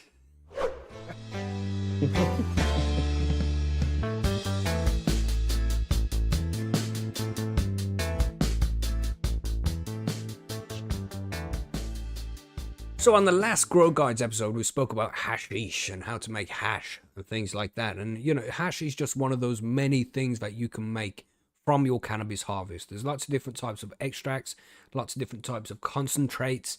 And in my opinion, you have to try as many of those as possible, because you might find one which you're like, oh, this is the perfect way for me to consume cannabis. You know, flower's always good, smoking a fat bud, you know, hitting it in the bong, that's always good, but you might like hash better.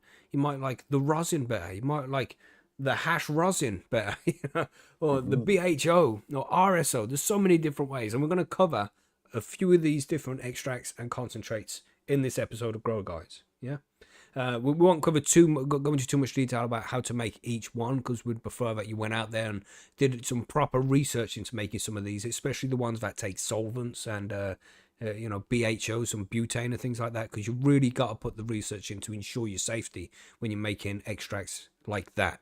So we just bear that in mind. But we're going to take a run through a few different ones, give some rough ideas of what they are, how they work, and how they're made, so that you can go forward and pick which one you're going to work with in the future. Now, John knows quite a lot about this kind of stuff, because he makes all sorts of crazy shit, man. So we'll talk about that in a bit. Yeah, I mean, what was that that liquid you put up, which was like honey colored, and one of them was more red? What was that? Oh, that was those are both concentrates.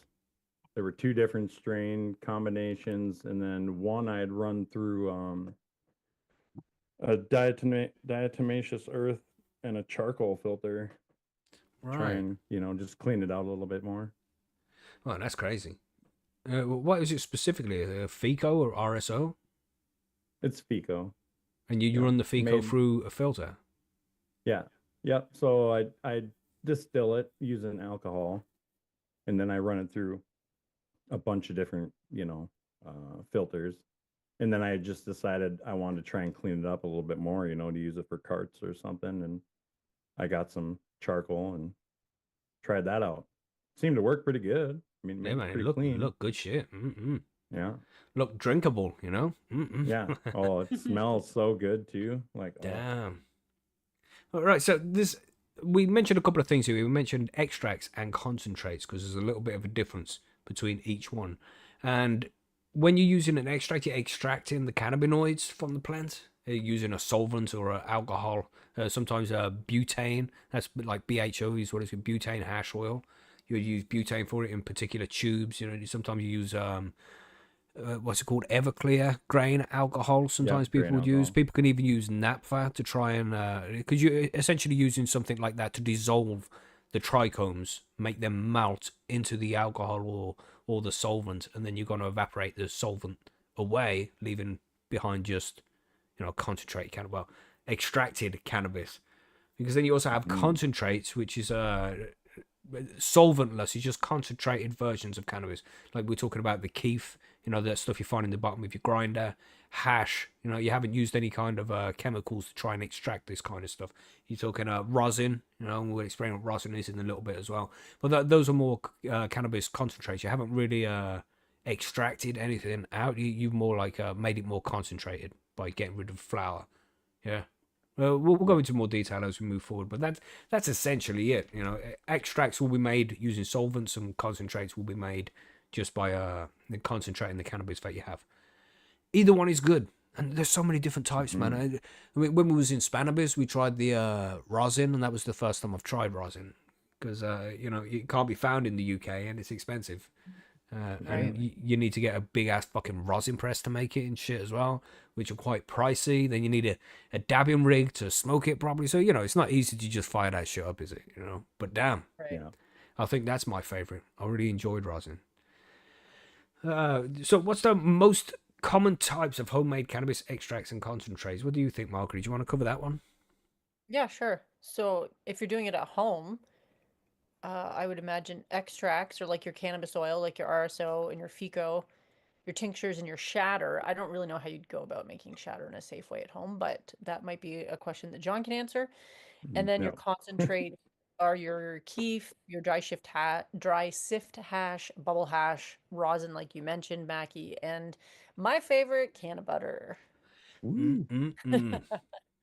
Damn. It just fucking makes you feel a little bit high just hearing sentences with all them concentrates in it, Mhm. Jesus.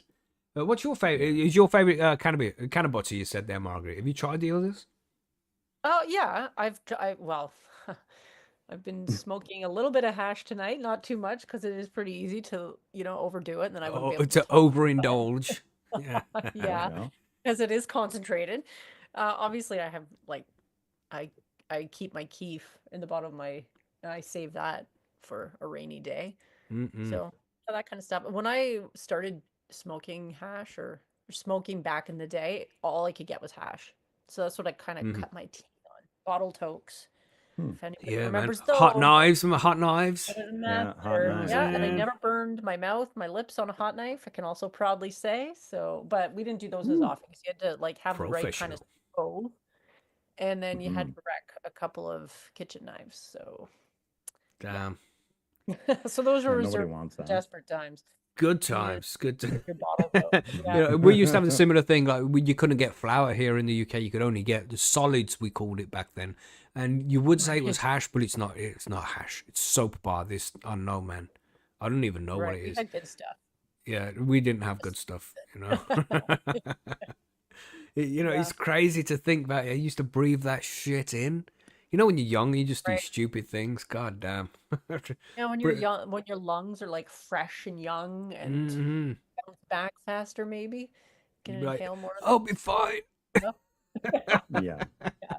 6-inch Yeah. or 6-foot bong rips and stuff. No, Yeah, can't do building that bucket anymore. bongs and Yeah. shit. Fuck. Nope. Good times, everybody. Remember youth. Yes. Remember youth, everybody. Mhm. Wasn't Yeah, it I remember fun? fondly. Gosh. Yeah. So anyway, A lot of getting bull- these. Sorry, Margaret, you wasn't finished. No, I just said there's a lot of bullshit, being young too. So Oh Yeah, yeah. yeah, for sure. It's a double-edged sword, for sure. Mhm. Oh gosh, to be able to use my knees again, that would be nice, Right. yeah. My knees are fine, really. I'm just, that's what we usually complain about as we get old. Gosh. Yeah, so what kind of materials and tools do you need to make these different kind of extracts there, John? You know this kind of stuff more. What would you say? How you making extracts and concentrates? Briefly, don't need to go So into too many much detail. options, man. Yeah, that's But it. Yeah. I mean, obviously you got to have your flour. Mhm. Either trim or buds, whatever you want to use. My preferred way is the grain alcohol or Everclear in the U.S. You're gonna need That's strainers, probably filters. What? how much is a bottle of that Everclear costing? Uh, around $45 a half gallon. Oh, that's not so bad. I thought it was much more expensive than that. Maybe it's Yeah, expensive here in the UK because it has to be imported on something. I think we pay like an probably. £80 Well, a like, fucking litre or something, a And we ridiculous can't buy amount. it here, at least not in Ontario. I don't know about the rest of Canada, but Right. right. Like, and even here where I live, I border North Dakota. I buy it in North Dakota because you can get the 190 proof, where in Minnesota you can only get 150 proof. Right. So you want to go for the highest proof possible. Yeah, you want to get it as high as you can, and 190 is about all you can buy unless you go buy, from a company that gives you pretty much 99%. But then you're paying even more money for that. So it's more expensive. Yeah. And that's it. And when you're going to boil it off the way you do. Yeah. Well, okay, so for that, I reclaim mine using the distiller. A lot of people just boil it off. Mhm. I mean, well, if you're using a whole half a gallon to make stuff, you're throwing away $45 right away. Mhm. Whereas I reclaim probably 98% of mine Oh, that's it's when I a make good it. amount as well. Yeah. Yeah, yeah. So it's pretty good. How much Um, is one of those though? How much is the distiller? you can get them for like $100. Right. Right. So Well, yeah, you You definitely, know, Margaret. well, no, I was just surprised that that you could get them for that inexpensive. I just expected the number to be a lot higher. well, they're like the one I use is it's actually a water distiller, right, for home use. Right.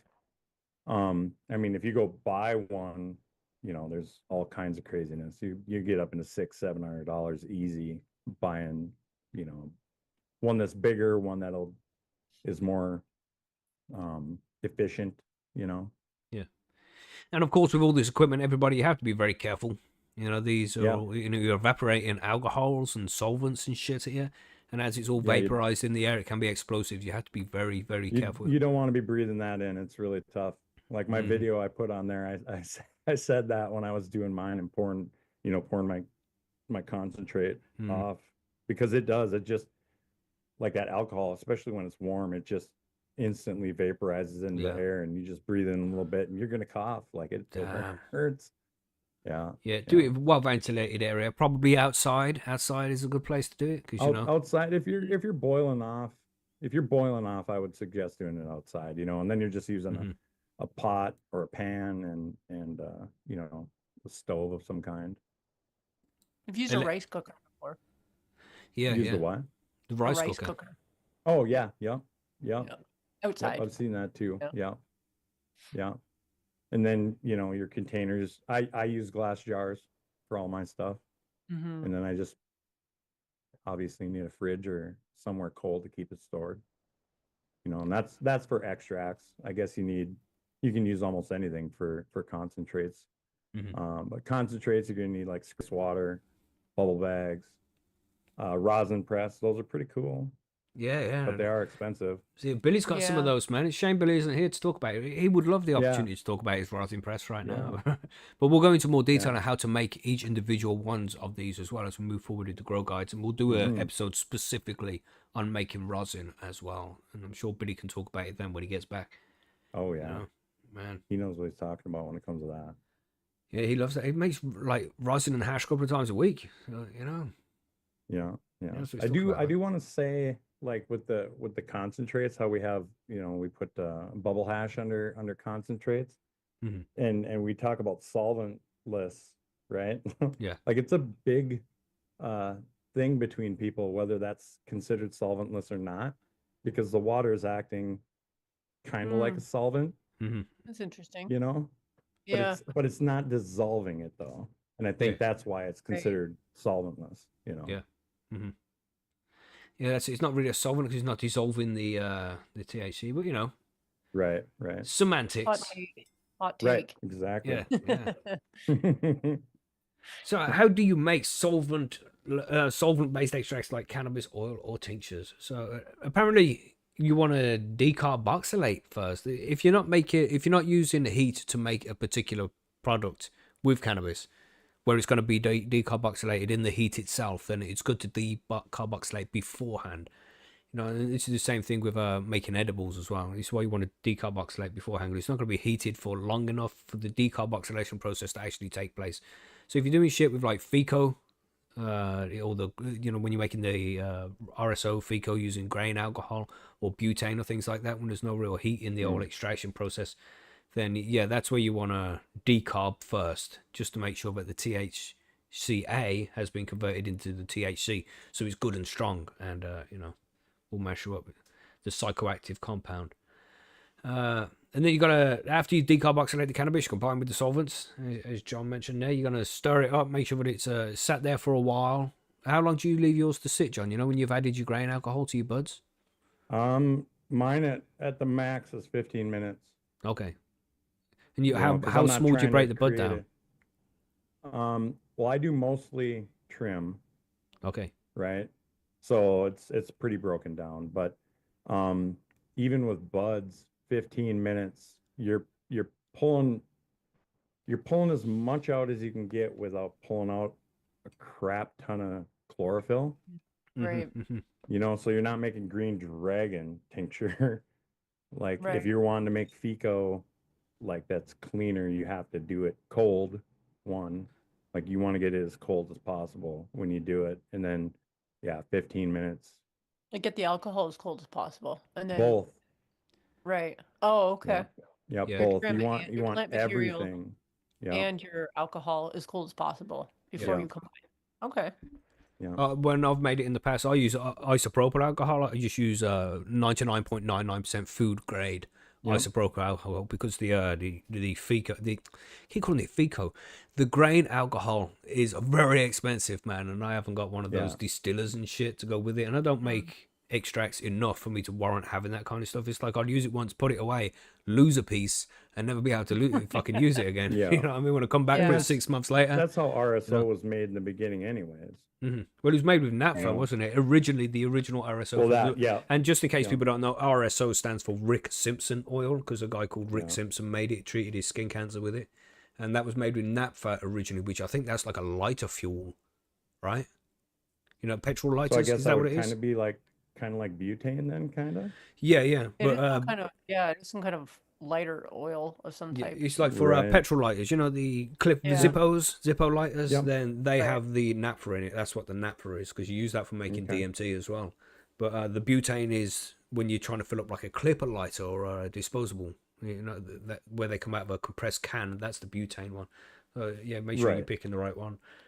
Yeah, obviously, I don't like the sound of that. You know, when you're using those kind of solvents, man, fucking naphtha and shit. Nah. Yeah, I don't like that any just of seems a that. bit too BHO fun. and no. Yeah, you know, it's like I enjoy a fuely flavored weed, but well, Yeah. again, using lighter like fluid that. for petrol lighter, nah, it's not for me. Well, you did that one cannabis news where that house blew up or whatever, right? And we were kind Yeah. of thinking maybe that had to do with it. Yeah, thinking that was maybe butane. Yeah, Yeah. crazy, man, crazy. Yeah. But yeah, so you break down the cannabis into small pieces just so it can dissolve all of the THC nice and easy. Leave it 15 minutes, like John said there. 15 minutes should be plenty. And then you're gonna take all the big bits of the cannabis out. You know, you're gonna filter it just so you have whichever solvent you had left. So if it's like BHO, you got to use a special tube when you use BHO. You can buy those from Ali Bongo, but we'll explain more about the actual process when we come to teaching you how to make BHO at some point in a different episode. But you're gonna extract out all of the green stuff. Then you want to get rid of all the flowers, so you're just left with whichever solvent you use. That's what you're left with. You know, the RSO, the grain alcohol, the BHO, anything like that. Then you're gonna let it sit aside, and you're gonna evaporate all of the alcohol or the solvent out of the liquid, and it's gonna leave behind just the pure cannabis concentrate, the pure cannabis extracts at that point. And that's the part I don't like. That's when shit can go majorly fucking wrong, man. This is where you become a news story, you know. So any of this, Why mine end up staying as tinctures usually. you know what I'm saying? So Yeah, I ain't fucking around with do, this shit, man. actually. I've Yeah, made it makes me RSO nervous. before, and Yeah. god damn, I'm still high off the fumes now. It's sketchy doing it by boiling it off, man. Yeah. Oof. That's I don't what I like find doing the open problem is, boiling man. like that. Yeah, it's very dangerous, and you know, the mean- more you do, the more dangerous it becomes as well, isn't it? You know. Yeah, and if you're doing a boil off like that, and even if you're using a distiller in it, you're not boiling as hot either. So like, don't expect to just crank it up to get it to boil like it's water. And when you are Right. boiling it, don't use a fucking open flame hob, not a gas one. Use Yeah, an no. electric hob, right? No open Yeah. flames. And when if you're gonna go smoke a joint, don't do it near this shit. No open flames, not even a lighter, no sparks, man. You be very, very careful with this stuff. Very careful. I would recommend that you just stay the fuck away from anything like this. You know, don't make it yourself. You know, or you have to go make sure you go through all the necessary steps. Don't cut any fucking corners, man. Don't take any risks. It's just not worth it. You know, you go and buy it from somewhere online if you can't take all the steps to be very, very safe and cautious when you're making these extracts with the high solvents and stuff, man. As I say, 'cause I've you done also it. don't want to inhale them either. Like if you don't Mhm. boil off enough and there's still some of it in your concentrate, you don't want to be inhaling that. Yeah. either. Yeah, hmm yeah. And And you the, know- the best thing for that is to leave it out then. Like if you're making a full on Mm. concentrate where you're getting it down to just oil, you know, I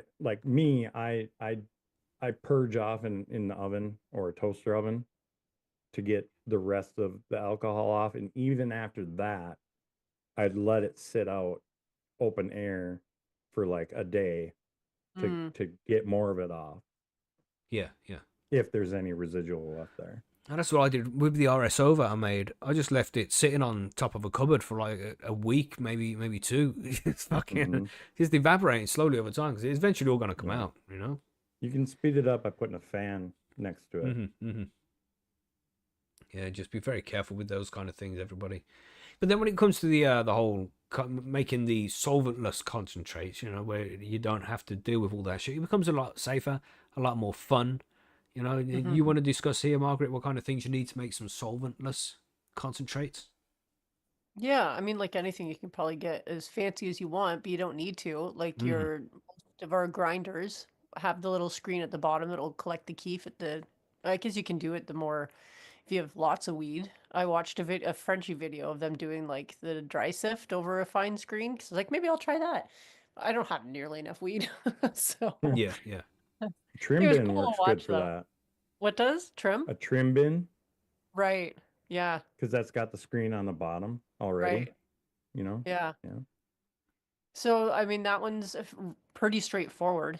Then you have your rosin, which you use the heat and pressure. I've seen people with their rosin presses, and they look pretty cool. I'm not really sure how much those would set you back, but conceivably, a flat iron or something that you use for your hair might do the same thing. Yeah. Some people would say use hair straighteners. That's Yeah, hair straightener. Yeah. as simple as just getting like a fucking piece of what's it called, baking paper.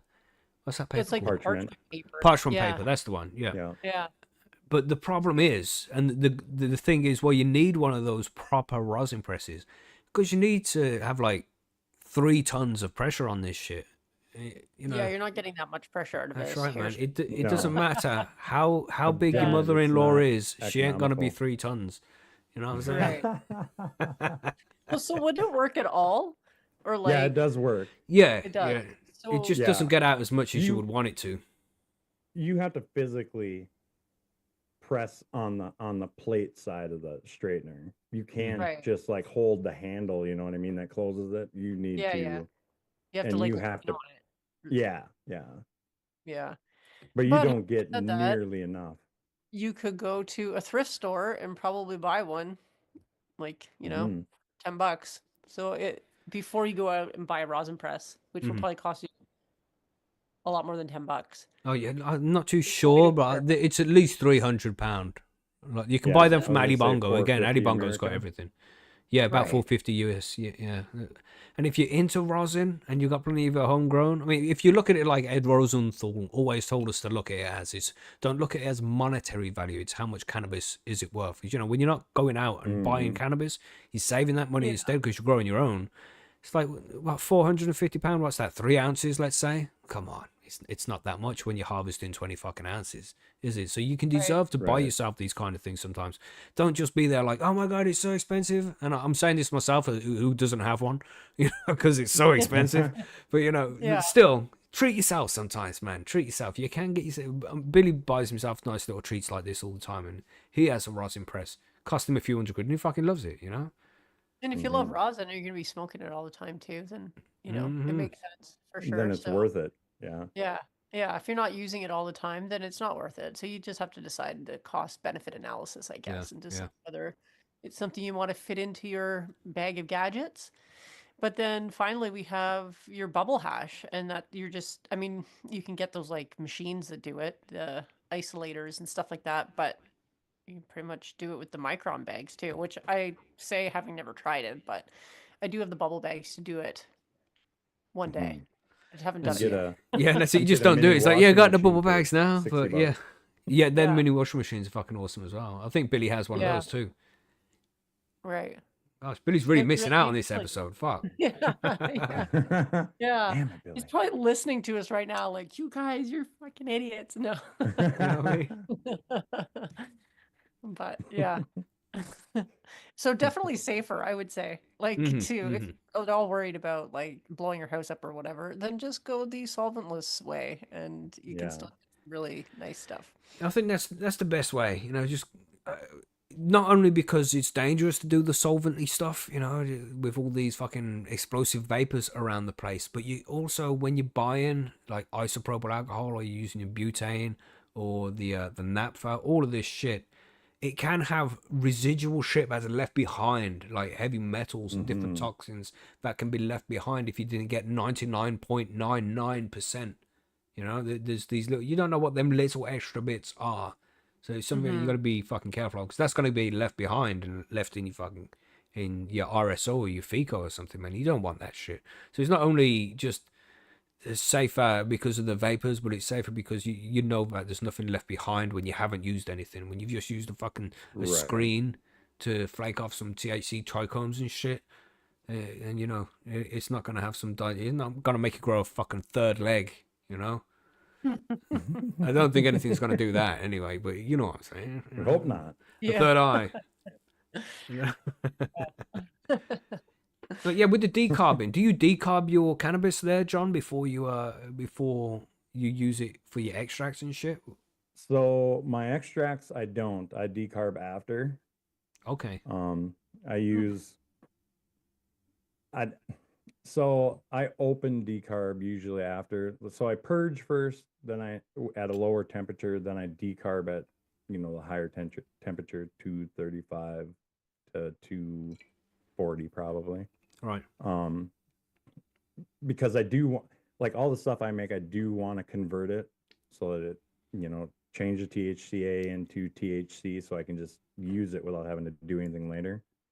So, I mean, I was going to say that up above when you were talking about it earlier, is for tinctures and stuff, you have to decarb ahead of time. But like if you're making a concentrate like this and you're doing it, you're cooking it off or you're using a distiller or something, you can do it later also. Yeah. Okay. So yeah, if you don't do it, it ain't gonna work for you to get you that high, but it still can give you medicinal, benefits. Makes a big difference as well being properly decarboxylated, Yeah. That's where it turns into that actual psychoactive thing, man. And just think of it, cannabis that hasn't been decarboxylated can be like only 20% THC. Of the THC that's there, 20% of it's going to be THC, the rest is going to be THCA. And you imagine converting all of it into actual THC, you're going to get so much more fucked. You have to make sure that it's properly decarboxylated, man. Yeah, so make sure that's done. And there's guides over on Bite Me Podcast. What is it, bitemepodcast.com? What's your website, Margaret? bitemepodcast.com. Yeah. And you do have a decarboxylation guide over there, don't you? I believe I do. Yeah. And we have one at Percy's as well, but I'm not sure how up to date that is. And Margaret's an edibles expert, so definitely go and check her guide out if you want to know how to decarboxylate cannabis. And that's before you make edibles, before you make concentrates and shit like that. Or before you make an extracts, but anything with when it's not going to get too hot, when it's not going to decarboxylate during the process, which is pretty much most of the extraction processes here. If it's not going to get smoked, then decarboxylate first. Right, and just again, before we move on to the next section here, when you are making this stuff, if you are making those extracts there and you're using solvents, man, just you can't be careful enough. And we're gonna keep saying how careful you have to be, because we want to make sure that you're fucking safe. If you are going to choose to do this, don't just listen to this episode, think, yeah, I've got this down now, I'm gonna go do it. This is just an idea for you to go out and look for people who actually know what they're talking about, right?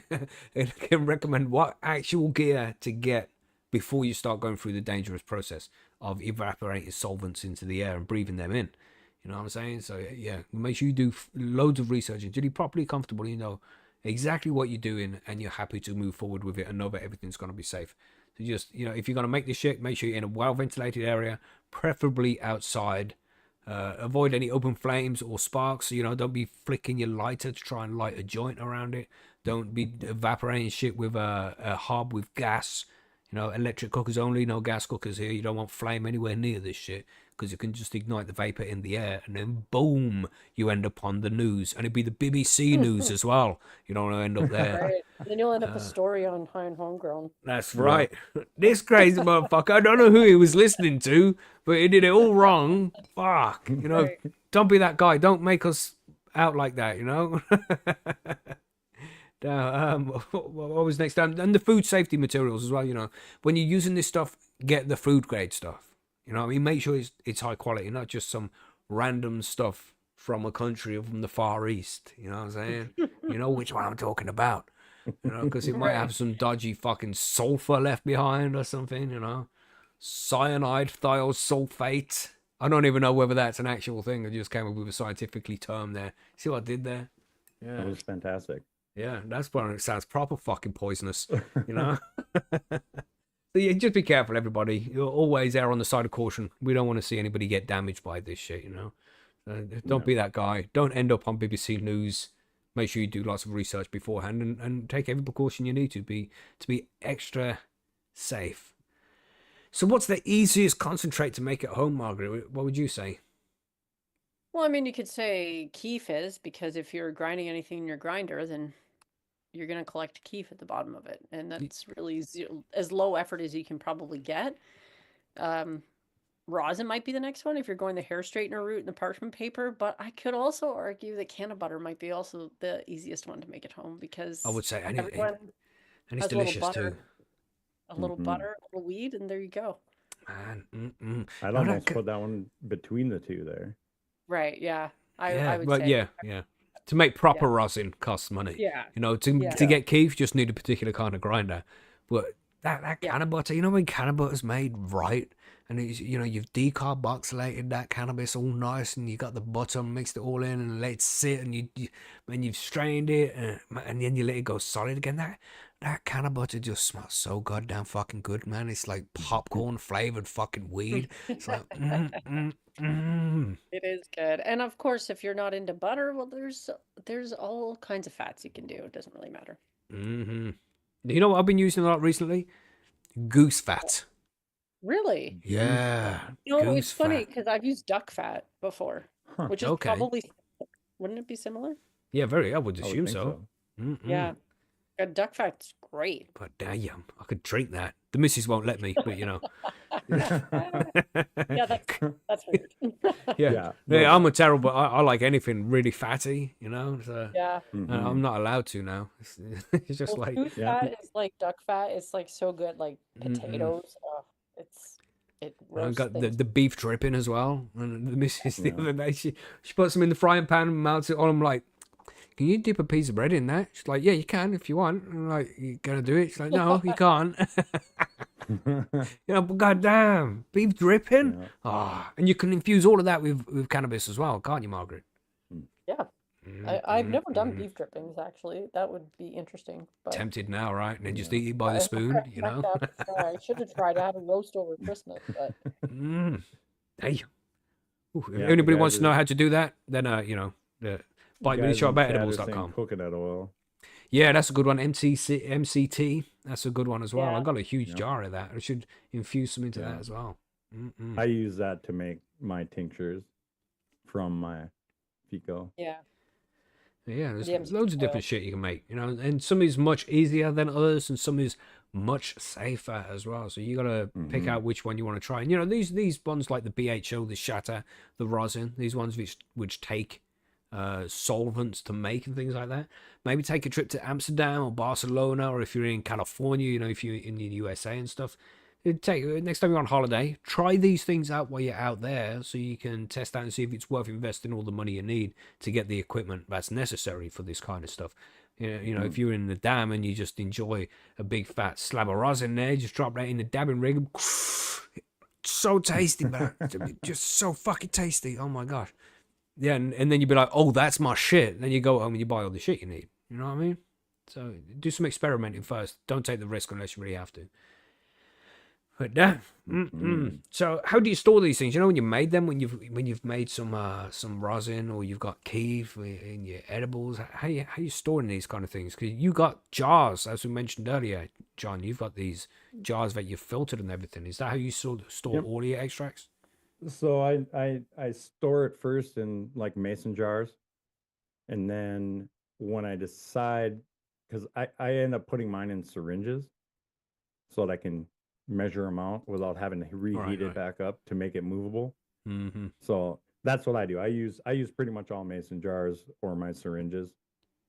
other concentrates like rosin and such, you can use, you know, plastic. They sell like those plastic little wax containers.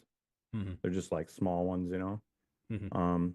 And then I just store mine either in the fridge or in my cupboard, you know, because it's usually pretty cool in my cupboard, and you want it to be dark so the sun isn't hitting it and, you know, degrading it over time. Mhm. And then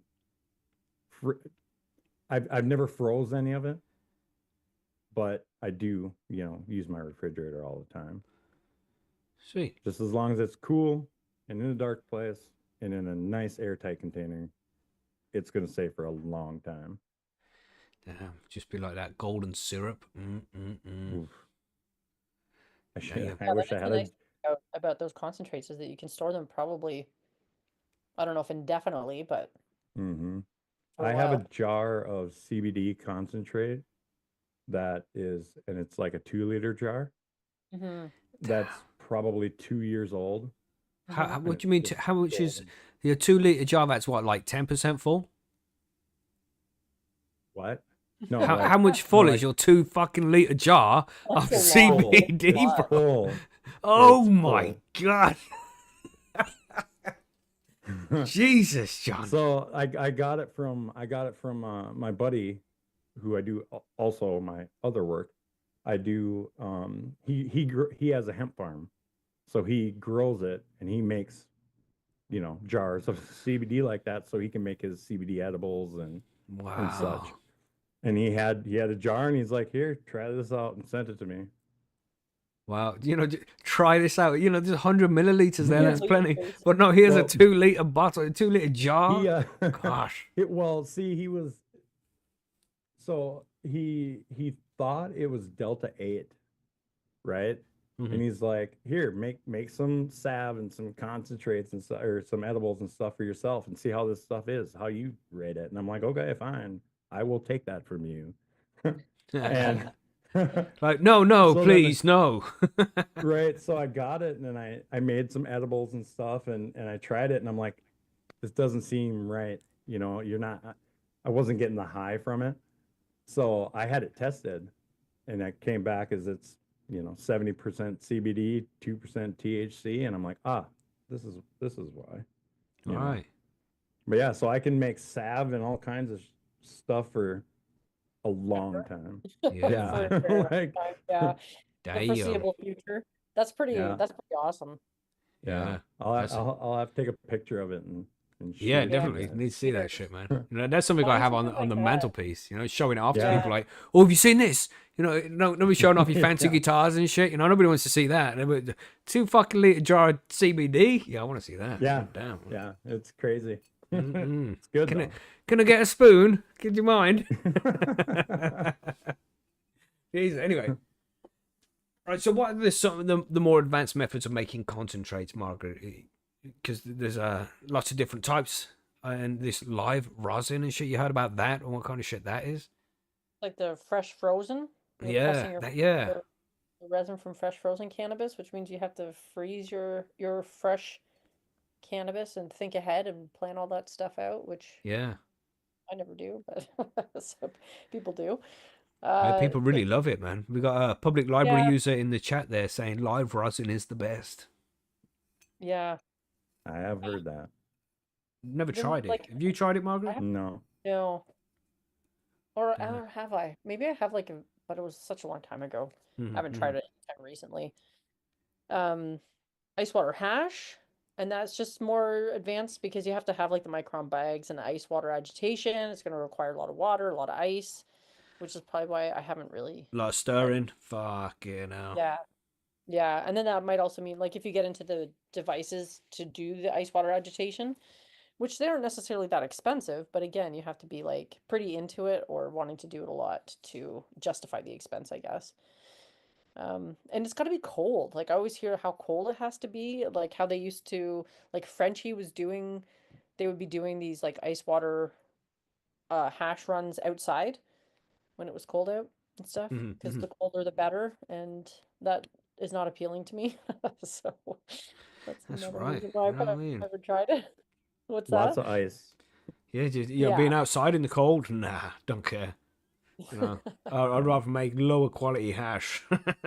Right. Yeah. Yeah. And then I guess rosin tech, which is I'm not really I don't really do any of that stuff, so it's hard for me to really talk about it because I've never used a rosin Mhm. press. I do have a hair straightener that I did buy from a thrift store for $10, so maybe I could try that one. Give it You a know. shot. Give it a Yep, shot. do it. Go grab it right now. Let's try it out. Yeah.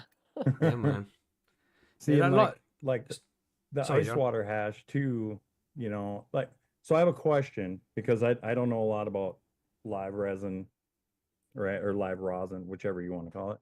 Mhm. So when we did bubble hash, we used fresh frozen for that. And then we Yeah. pressed it after that, I Nice. guess.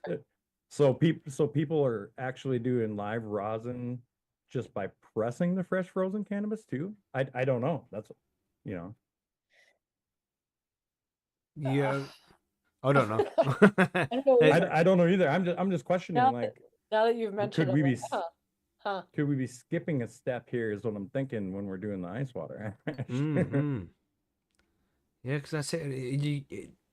Like the live rosin is where you pretty much you trim the plant, you get the bud, you freeze it straight away. You don't let that shit dry, and then you're gonna once it's frozen, you're gonna turn that into rosin instead of letting Okay. the buds dry out and then turning it into rosin, which is normal rosin. Live rosin is like the Right. shit hasn't dried first, as far as I understand. And like you say, what's the principle there when it comes to bubble hash? Because if you use just shit that you've trimmed, not let dry, and you just frozen it straight away and then turn it into hash, is that live hash? I suppose it would be, wouldn't it? Live bubble In a hash. sense, you're just like knocking off that you're eliminating the rest of the plant material from the trichomes Mm, and then pressing that. Hmm. interesting. Mm-mm. Yeah. That is interesting. That's a very good distinction you've brought up, John, that I don't have the answer to. Yeah, So, no, I've never thought of it that way, I yeah, guess, and I've only ever done it the bubble hash way with live right. fresh frozen. Yeah, because when you're doing like rosin, usually you press the cannabis Right. and then, Hmm. but with live like this, the fresh frozen part, I think is throwing us all off. Right. Because are Hmm. you pressing fresh frozen or are Yeah, you Yeah, but agitating first? yeah. see, Just had somebody in the chat here. What did they put there? It we're gonna says we're gonna need some of that. FFLRBHO. Fresh frozen What? live rosin, butane hash oil. You see that? See that? I understood the lingo. Look at that. Damn. Right. That's just a What Yes. is string of all the words all together in one line. Mm-hmm. J5 saying? Live cured resin equals hydrocarbon extract. Live cured rosin equals solventless extract. Aha. Wow. Okay. Getting complex with the terminology here. Jesus. All right. But damn, sounds good. So, any common mistakes that people need to try and avoid? What are you saying, John? Is it because you do this shit? What would you say was an easy thing to overlook or a mistake to make? I mean, I guess you got to define what you consider a mistake, Happy because like, accident. for like letting it, how long are you going to let it sit? You know what I mean? Like, is that a mistake if you let it sit for 24 hours? Well, some people yes, some people no, you know. Hmm. Um, Using a low quality material, that's just gonna, I don't know how I feel about that one because it's gonna take more of the starting material to get more of the concentrate in the end. Like if you're doing a tincture, um, or like canna butter or something, you're gonna want to Mm-hmm. use as high a quality stuff as you can to get it out because you're making a little amount. You know what I mean? Mm-hmm. Um, let's see. You But then don't want people to. use brim Yep. to like because they'd otherwise be tossing it and it can make great tinctures and butters. Mm-hmm. So there's Right, and also that's that. why I use trim. And like for me, I do like double washes. So I'll Mm-hmm. wash the double amount for one time through the distiller. And I don't know how many times you can do, because I haven't made a lot of canna butter, but I don't know how many times you can do canna butter like that. Like, can you strain it, run it back through again? And are you going to be able to pull more out? You know what I mean? Mm-hmm. Yeah, like clean it over time. There's more Yeah, filtering. yeah, Yeah. yeah. And you don't want to overheat, when you're making it. Either way you're doing it. Like if you're using a distiller or boiling off, or you're making canna butter, you don't want to overheat it, because you're going to start burning off terpenes. You're going to start burning off flavonoids and stuff. You want to make sure you get as much of, if you're using solvents, get as much of it out as possible. That's a big mistake. And there's a specific thing people do called purging, isn't it? Is that it's called purging, right? Yep, purging it. Yeah. Yeah. Yeah. A So specific method. you always want to purge it, no matter what you do after you cook it off. You still want to continue to purge it. What's the either purging air or process? lower. So it's you like how I do it. I take it off and I cook it at the lowest temperature possible to boil the alcohol out, right? Which is what, 78°C maybe, depending on where you're at in altitude, but right around 78°C is where alcohol boils off. And you just want to basically cook it until it stops bubbling. Yeah. Then most of it's out of there. But even after that, I still air purge it to let the air kind of get anything else that's left in there.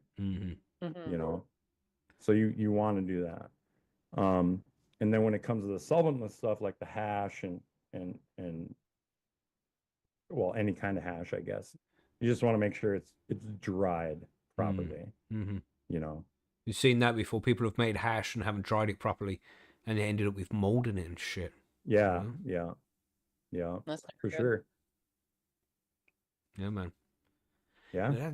I mean, that's just about everything covered. I mean, there's so much more detail to go into on specific types of extracts and concentrates, everybody. Like, I mean, we covered hash last week, and we'll go into a little bit more detail on each one of these individually in the future to make sure that you have a good guide on how to make each individual one of these. Some are much easier than others.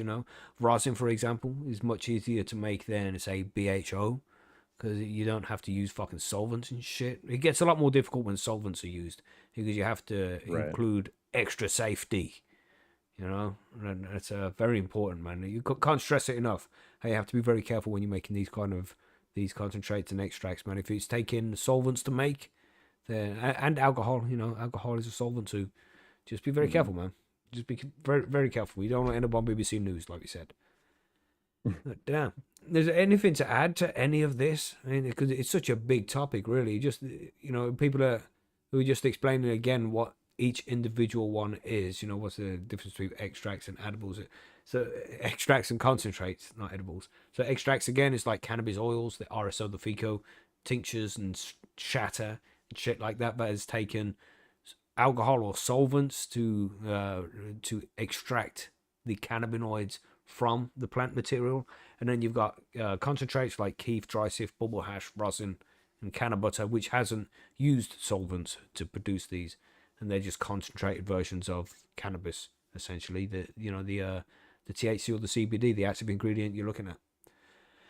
Yeah, pick which one is good. Try all of these at some point, everybody. Get out there, fucking experiment. You don't just want to be smoking flower all the time, and smoking just hash or something.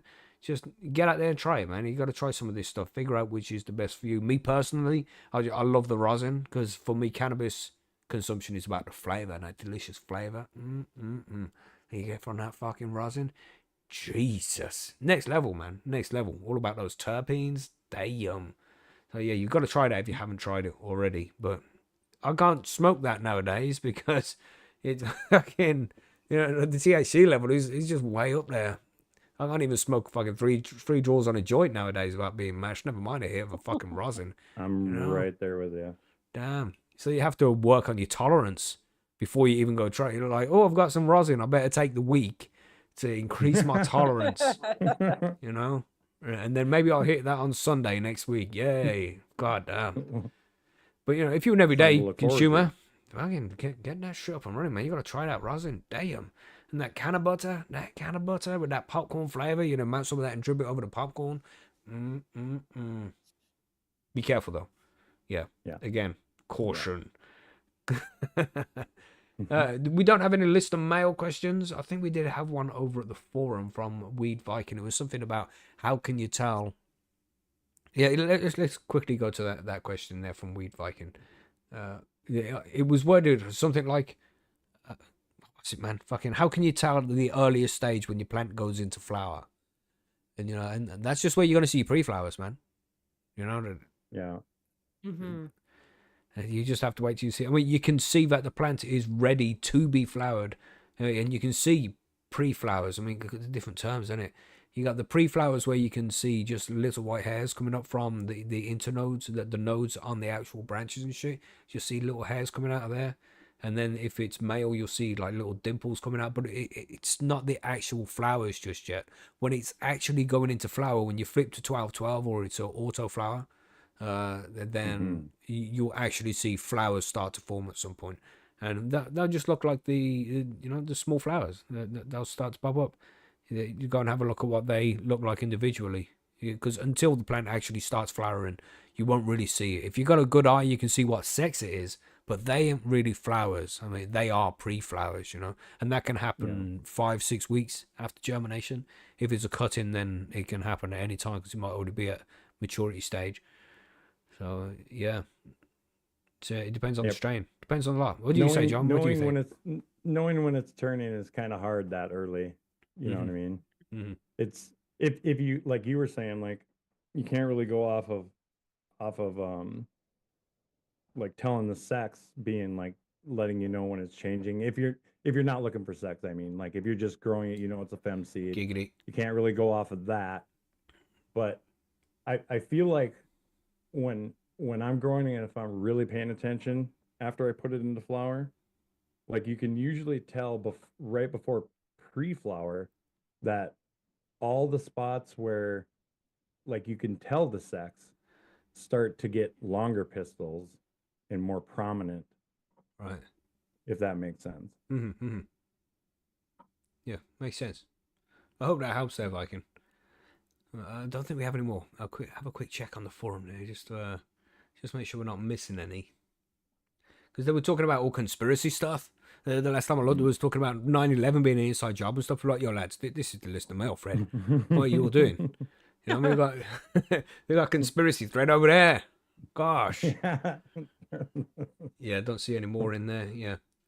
So yeah, and just to mention again, you know, mentioning conspiracies there. Okay, we got that conspiracy stream coming up on Saturday, everybody. Which, if you're listening to these Grow Guides and the day it comes out, that's going to be tomorrow. You know what I mean? Yeah. So join us. Yes. Fuck knows what we're going to talk about. I say we got a specific thread over on Percy's for like, look, we got conspiracy thread coming up. We got a conspiracy episode coming up. What would you like us to talk about? And then Firetop got in there and just started going crazy, man. It's like, God damn, bro, what the fuck? It's like, research this, research that. It's like, God damn, this is going to be a fun episode, man. It's going to be a fun episode. Yeah. So make sure you join us.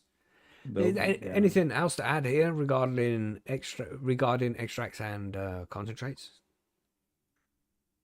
There's a lot to cover. Like, if you break it all down, there's just so many things you can talk about.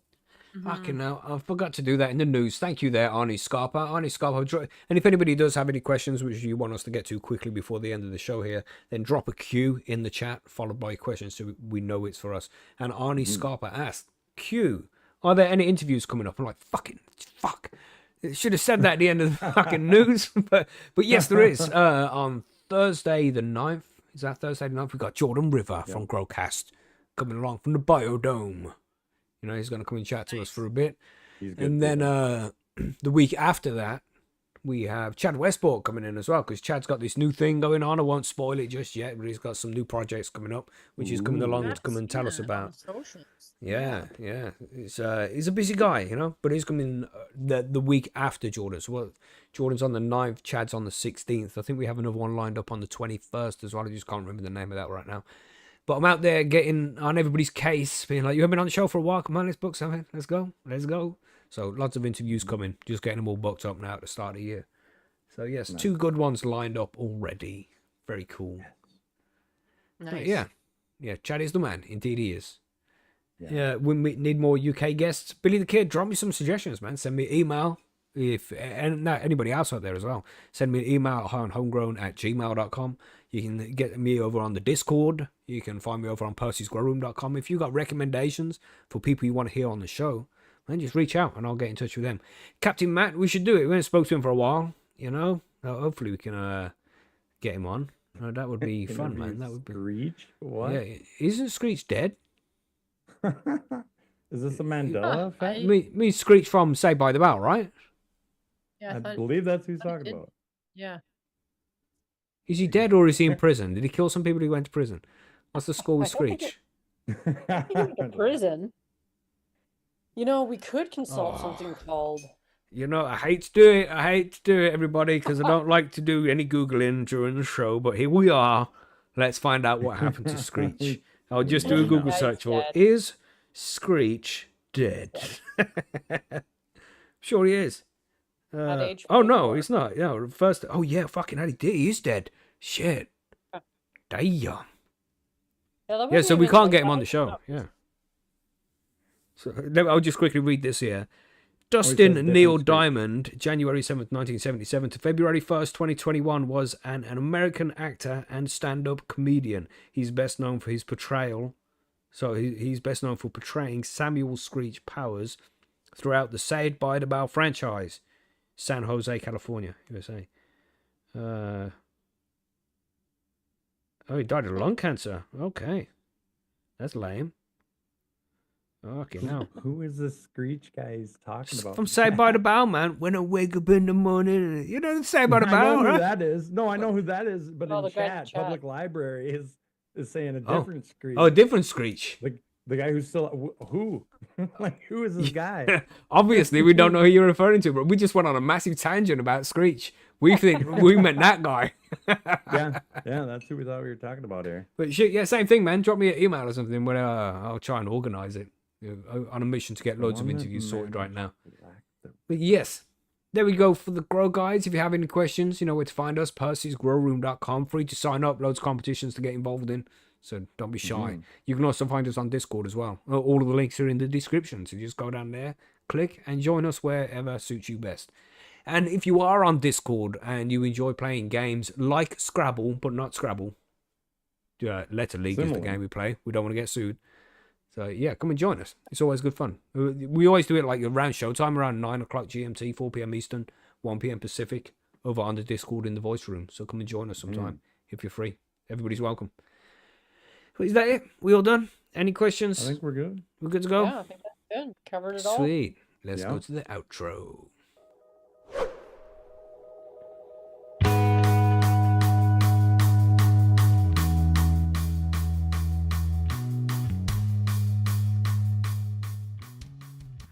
Thank you for joining us, everybody. As always, we appreciate you spending the time with us, man. Don't forget to hit the like button if you haven't done that yet. That would be very cool. But no pressure, of course. It doesn't even matter. YouTube hates us anyway, you know.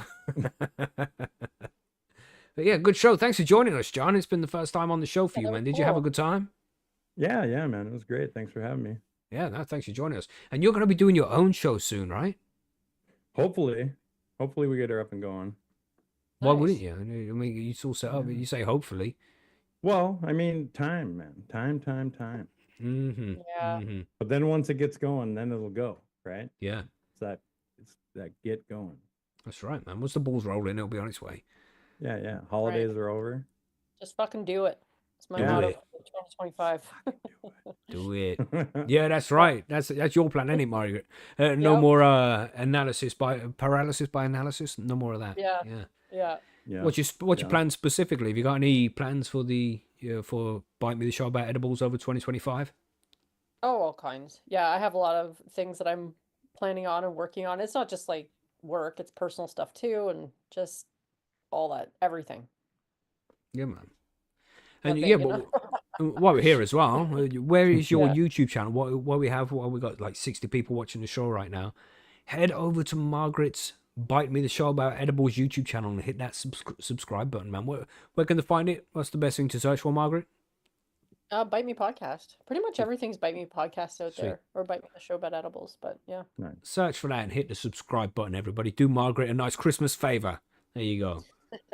Yeah, she needs more subs over there. And of course, thank you for being here. Thank you for subscribing. Share if you can, but no pressure.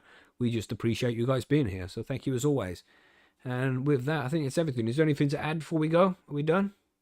I think we're Yeah, I good. think we're good. I think we're pretty much good to go. Yes.